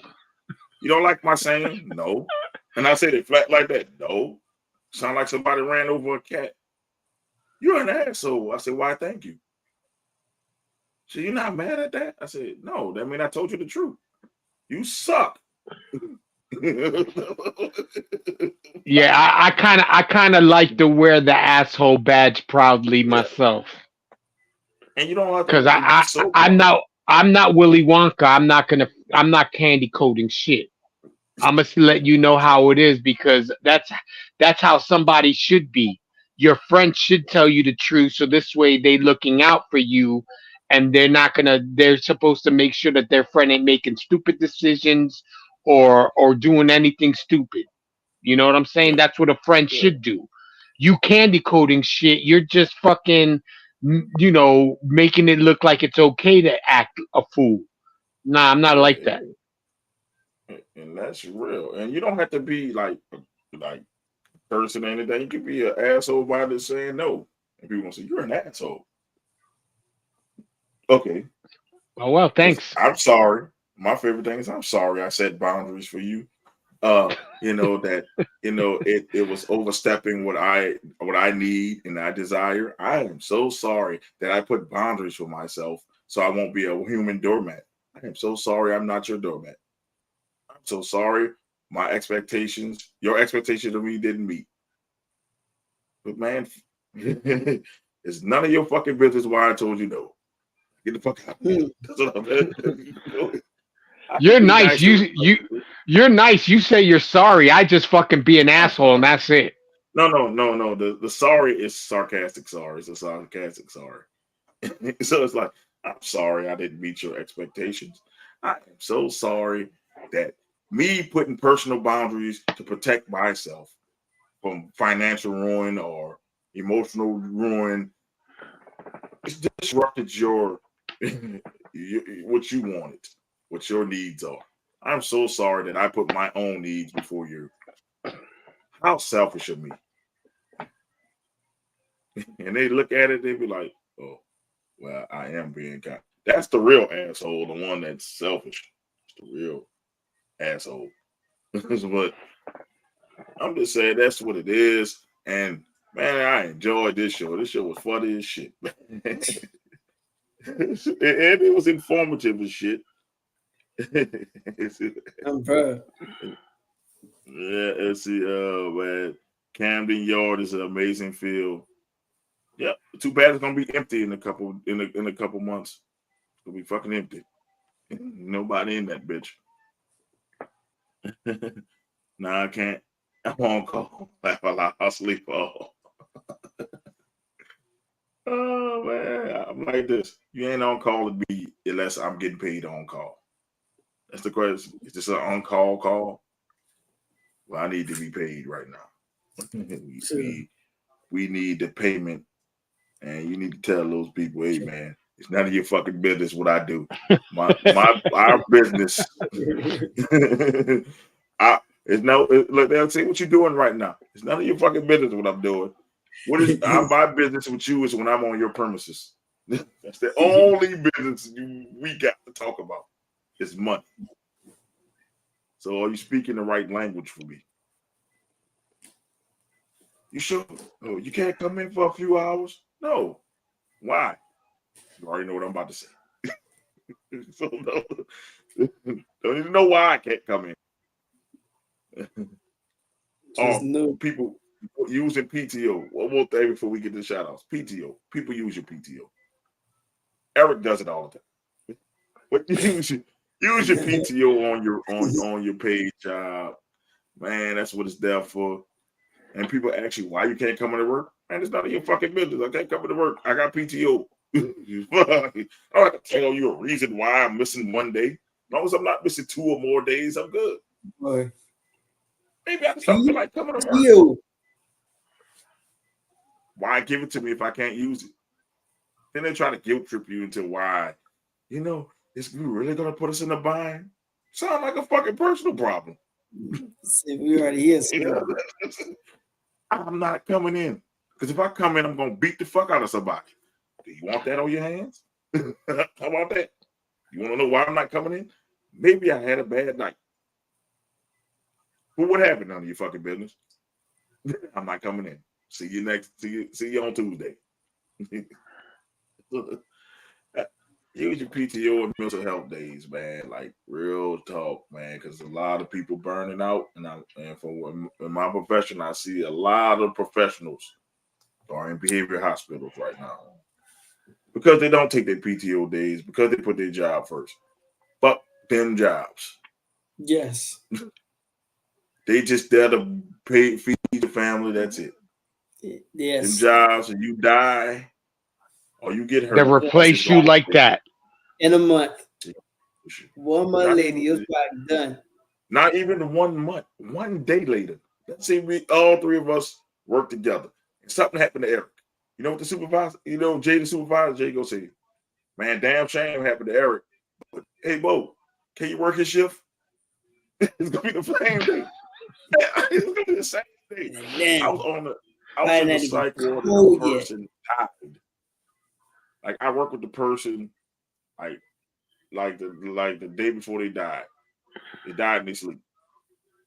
So everybody else morning, they ain't even send him no flowers. They called me up. Hey, you know, such and such died. Can you work for him? I'm like, well, I did some shit. No, I'm not about to come in. First of all, no, I had something to do. First of all, second of all, that's disrespectful as shit. Or ask me to come in for a dead man. Body ain't even cold yet. Hey man, something happened to Eric, man. He need you to come in. They ain't worrying about Eric family and none of that. They might send you some flowers. They might send flowers. Yeah. Depending what company you work for. Yeah. Most of them ain't sending you shit. Yeah. So if you're not feeling well, if you not mentally feeling well, fuck that job. And I don't care if my job watching. They somehow found it. They found out it's not none of your fucking business in Venom Smoke. And they know it's Venom Smoke now. Fuck y'all. Shit. If I'm not feeling well, I'm not coming to that bitch. I'm not about that's Don't even worry about it for me. Yeah, so it is what it is. Cause y'all gonna say fuck me if y'all running the fire my ass. I ain't gonna worry about my family. They go hit you with that. Why am I fired? None of your fucking business. Get the fuck out of here. They go hit you with that. Because Louisiana, they can fire you for any reason. It's at will state. So we getting on the shout outs, man. It was a great show. Fun show. I laughed a lot, this motherfucker. We talked about sports, politics, work, stress. Yeah, man. It was and none of your fucking business. Hey, that shit was fucking funny. It was a jam-packed show. Like, Yes, for real. indeed. That might be the day. None of your fucking business. So I think we got another Friday in August in the month, so I'm good on the birthday shout outs. But for all those tuning in, thank you for tuning in. Thank you for allowing us, to be a part of your life, either for a few minutes or the time frame that we done for our show for the day. Thank you for the commission. Thank you for Venom and Smoke, the platform and this podcast. For all the topics that was discussed today, started off with NFL news. We jumped into real life news. And I actually want to take a shout out for a few things. Today is still April 23rd. Happy birthday to the late, great Kobe Bryant. August tomorrow, 8/24. So if you got some number 8, number 24, make sure you wear that, John. I did find out the name of that 19-year-old dude. I think, well, at the time when he got elected, he was 18. It's Jalen Smith from Earl, Arkansas. So, yeah. I don't know who he ran against, but I did find his name. So at least I found his name. And, since we was talking about some real things, it kind of made me think, what I really wanted to shout out. I always shout out, the ladies of the show and then everybody that, contributes to the show. But what about young people? I never took the time and gave a shout out to young people because, you all are coming up and you look up to, people like us, people that's in your environment. And, we talk about a lot of political figures, but, you one day can be one of these things. You can be a person delivering news. You could be a person delivering sports. You could be a person, healing people, being a doctor. So shout out to young minds. And, it was one of the points that was brought up when I was watching that convention. There are young people that are not here today that lost their lives due to, gun violence. And when I say, young people, if if you're an inspiration to a young person, don't be afraid to tell them that, they make you proud, or if you learn something from them, because they really need it. And it's really gut wrenching. It turns you and it elicits these feelings out of you, where there are kids that are gone that parents won't get to hold again. So, shout out to young people around, shout out to my children. I tell them every day that I love them. Make sure I get, a nice hug out of them every time that I get a chance to see them. And yeah, it's one of those them type of real ones today. So that's my shout outs for the 23rd. And as usual, I'm excited for the next one. I can't wait for our next show. Definitely, because Izzy will be close to getting his trophy, and he will be probably gloating. Yes. Yep.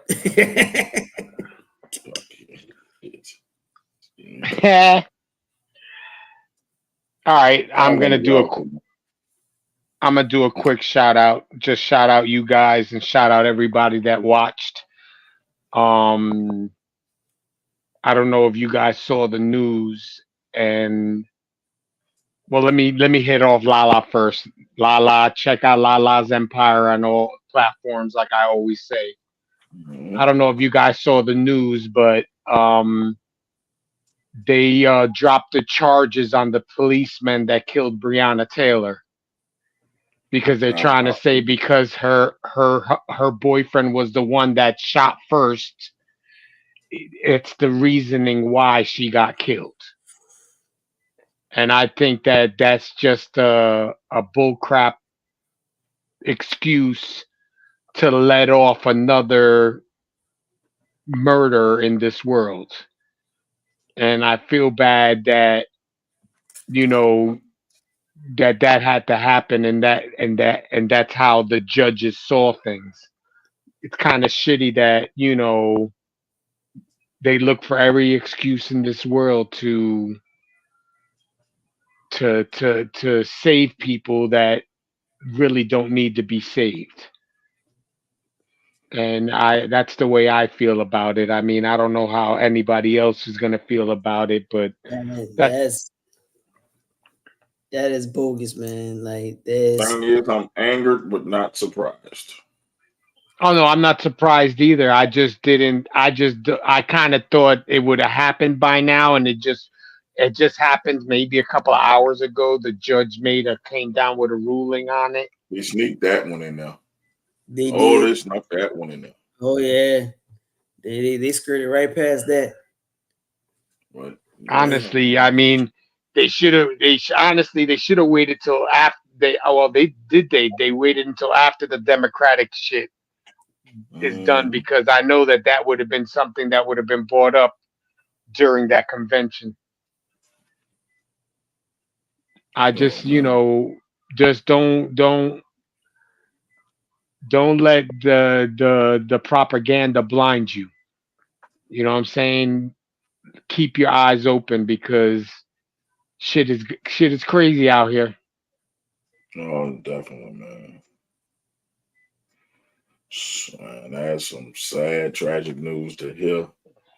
Guess I can round up the shout outs. It's shout outs to all y'all for watching. Shout out to y'all fellas for doing the show. It's a great show, informative show. Oh man, I want to piggyback off what Izzy was talking about last night about men's mental health. I know it's not men's mental health month. We act past, but still, a lot of men are out here really going through stuff. And I always say check on your brother. And because you never know what they're going through, even the strongest ones have breaking points. And a lot of times mental health is focused on females, which is great. I'm not saying take away from that. But don't forget about the men that suffer in silence. It's a lot we are taught when we're little. You can't cry. You can't feel since you're little. Oh man, he'll be all right. If a girl fall, everybody rush to the girl, make sure she okay. Boy fall, make it up, suck that up. Right. Then Boy can have a gash all the way down here. Oh, let's throw some dirt on it. He'll be all right. Yep. And that goes through life. And men, I told this to everybody, especially ethnic males. At 13, you are a man. That's what the world look at you as. Oh man, you're a teenager, you're a man. So you have to keep throwing dirt on wounds. And it gets to the best of it. Eventually your wounds become toxic, man. Like wounds hurt. You start hurting. You start getting infected, man. You throw enough dirt on it, you start getting infected, it starts to hurt. And like I said yesterday, Tyrese did an interview that people are clowning him for.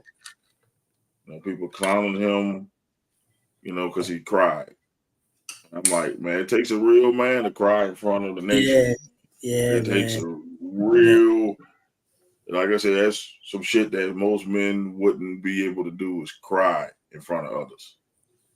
It's hard for me to cry in front of others, man. I have to be extremely upset or like a death in the family or something. Most men cry in silence while their family is asleep. Ladies who watching, yes, when your man is away, you're probably in there crying or in deep thought about stuff. They were not withdrawn because you did something to them.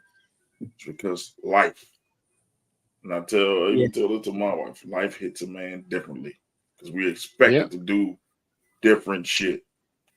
Yes. Stuff you get applauded for, it's regularly for a man. Like, think about it. Stuff that where we get applauded for, it's what we are expected to do. And even if we do it at a high level, oh man, you're supposed to do that. No recognition.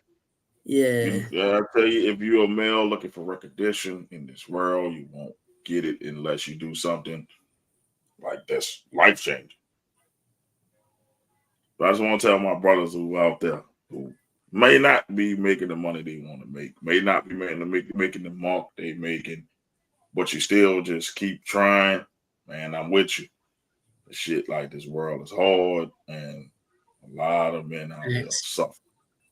A lot of men are coming into these psych wards or behavioral hospital because they did all they can and their woman left them. Or their wife died. Or the woman took his kid. And nobody's checking up on that man. So they just pump him full of medicine. Get addicted to medicine. Trying to hide his pain, start doing drugs. Right. That's how, if people want to know how to get drug addicts, people use that to cope. And it's because nobody's going to talk to that person when they lost everything. Have lost everything multiple times. Each time you lose something, man, it hurts. Yeah. You are taught to suck it up. That's the worst thing you could tell a man is to suck it up. Instead of having them express his feelings and having him feel that his feelings aren't valid, that he's less than if he does, act a certain way, and that's just bogus. And ladies, cut that what a real man does shit out. For my ladies, y'all don't have a dick, you don't know what a real man would do. Just like I can't tell you what a real woman would do. Stop that. A real man will shut the fuck up. And I mean that respectfully, of course. We don't want to hear that shit. You're right. Because as long as I'm not out laying on the couch doing nothing, as long as I'm not out here killing nobody, going to work, I'm providing the best that I can, I am a fucking real man. There it is. And that goes for any man who out there struggling, might not be getting the job they want to get. Might not be a multi-millionaire, but he giving his last for his family. That might be for any man that's out there that not be getting the love for all the positivity they doing out there. Even though it's not bringing them riches. Man, we see you. And this is what this is for, man. We see you. You might be going through something, and this might be an escape for you, just to hear brothers talk about sports and different stuff. And we see you and we appreciate you, bro. We're proud of you for keep going. Because a lot of times, like you said, people don't hear. Like with kids, men never hear, I'm proud of you. Mm-hmm. Mm-hmm. Like, and I'm proud of y'all fellas for sticking with me. I'm proud of, Izzy. I'm just proud. I know Lala's part of the group, but just for the fellas right now, because we all acknowledge them. Yeah, we Mother's appreciate Day is the top, like one of the top days when it comes to holidays. Mm-hmm. Father's Day is 21st. Father's Day, all the way in the It comes shadows. after Arbor Day. It comes after Arbor Day. Man, What the fuck is Arbor Day? That's what Father's Day falls. damn. So let me tell you this, man. It's like men need to hear that, especially from other men. We need to start uplifting each other instead of competing with each other. And Max said that yesterday on the show. It's not a competition. We need to uplift each other, build together, and build relationships with other dudes that we can grow and everybody can win. Instead of us trying to tear each other down and compete. And then when you compete, you're trying to take off another person's plate. I never believe in that. People tell me I should do it this way because this podcast doing this. That's them. It's not me. Right. I want to eat off my own plate. I want to make my own mark off my own plate. Yep. And I'm like, man, congrats to whoever. That's why I shout out different podcasts like TMI, Black and Burnt, Smart Psychology. I shout them. They on right now, Smart Psychology. I shout all them out. And people say, why do you shout out other podcasts on yours? They might take viewers away from you. So what? I'm helping people win. Like, yeah, it is. If they do the same for me, they'll shout us out. For me, they'll just shout them out. Like Mike Cobb and No Limit, he doing this thing out there. He shouts us out all the time, and I don't ask for none of that. And Uncle Murders, a couple people, everybody, just shouting you out. Prolific, all them, y'all doing y'all thing, and it would, men need to really, like I said, it's tough out here. It's a tough world out here, cold world, they say. We need to stop with this tough guy act, shit don't hurt. Shit hurt. And I'm as a man, I'm telling you, shit's hurt. When you get disappointed, the shit hurts. You're not getting the love you think you receive. Yeah. Shit hurts if you don't think you're getting the accolades that you think you rightfully deserve. That go personal life or job. Yep. Shit hurts when you can't do all the things you want to do.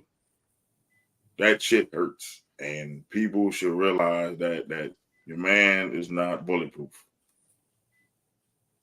Shit cuts him, but he takes the brunt of it so you don't feel it. Ladies, yep. So I want to let you know that. They take all the knives, they take all the brunts, they take all the stuff, so you won't feel it. Because if you remove that man, you'll see what that man was shielding you from. Like, it's some things you don't even know men battle through.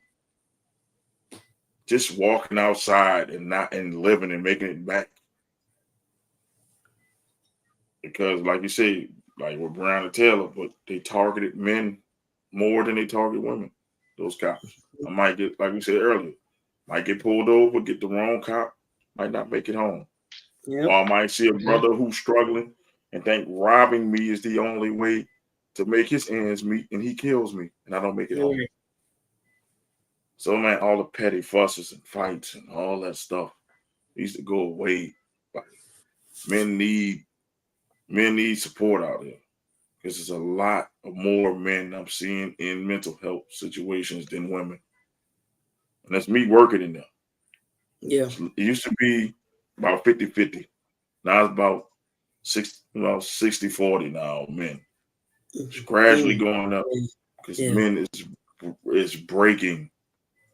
The weight of the world is starting to break men, and people want to say men are getting weaker. No. Shit is getting tougher. Yeah. That's what it is. Yep. Why can't shit get tougher and then there's men just breaking because the shit is tough?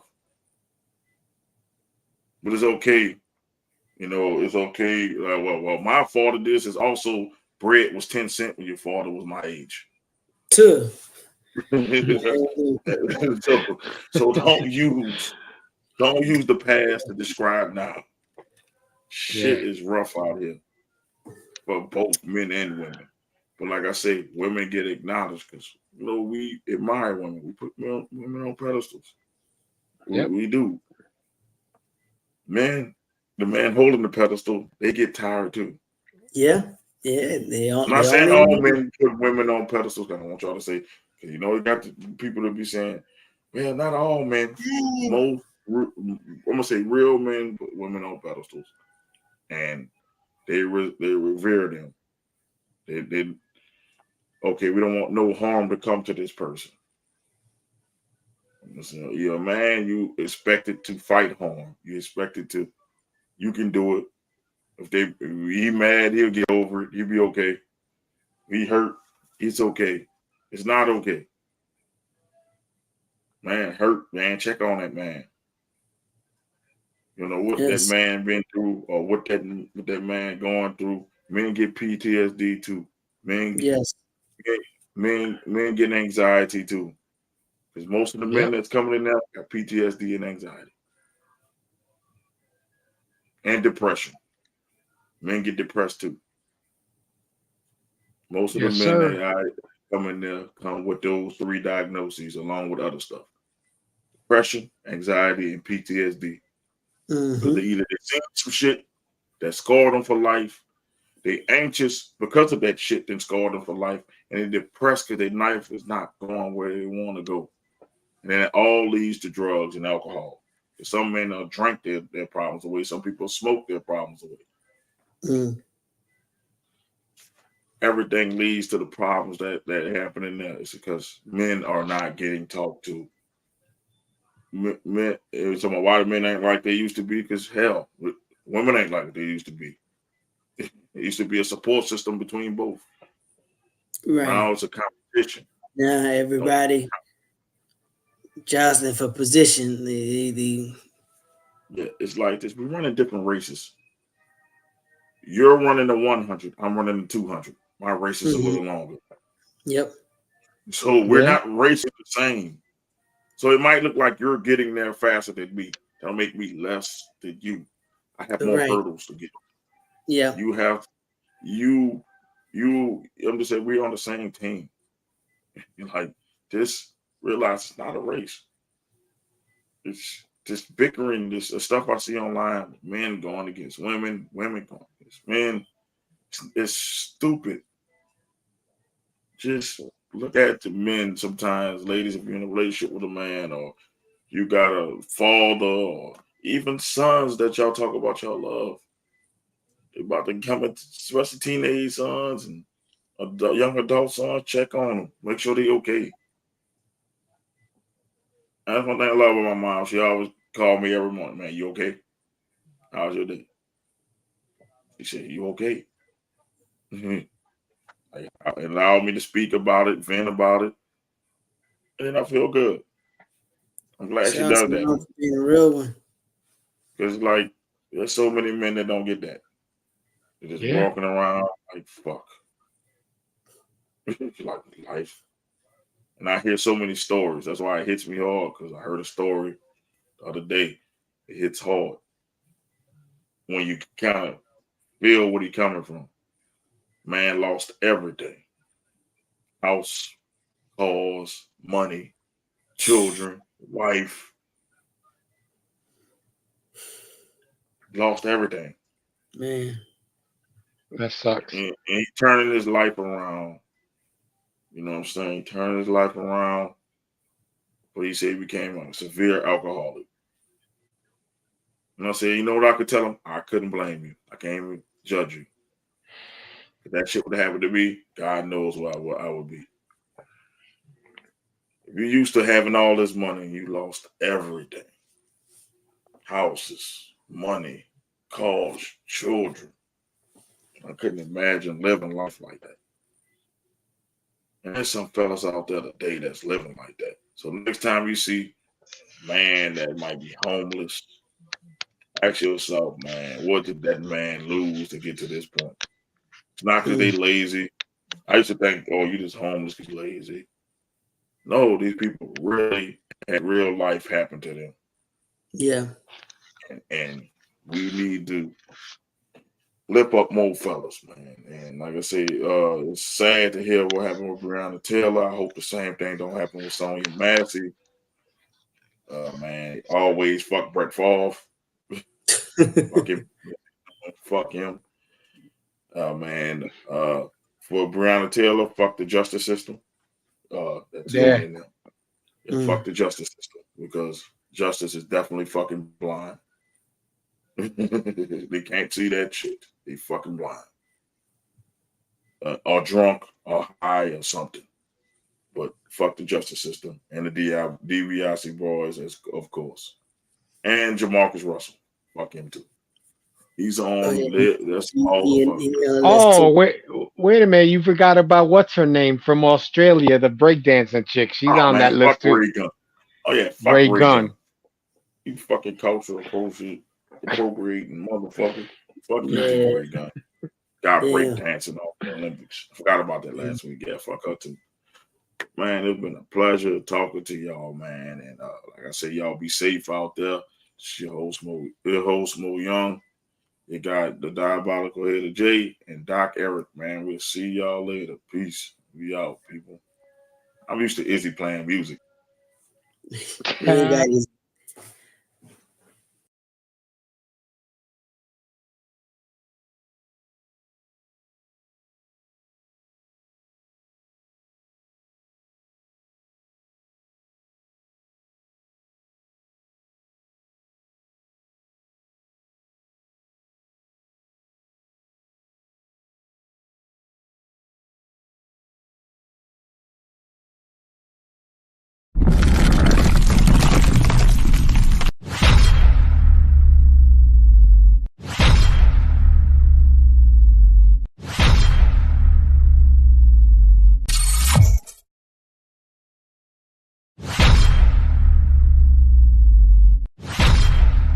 And if you see me keep looking over my shoulder, I gotta watch my back. Oh, she egged me.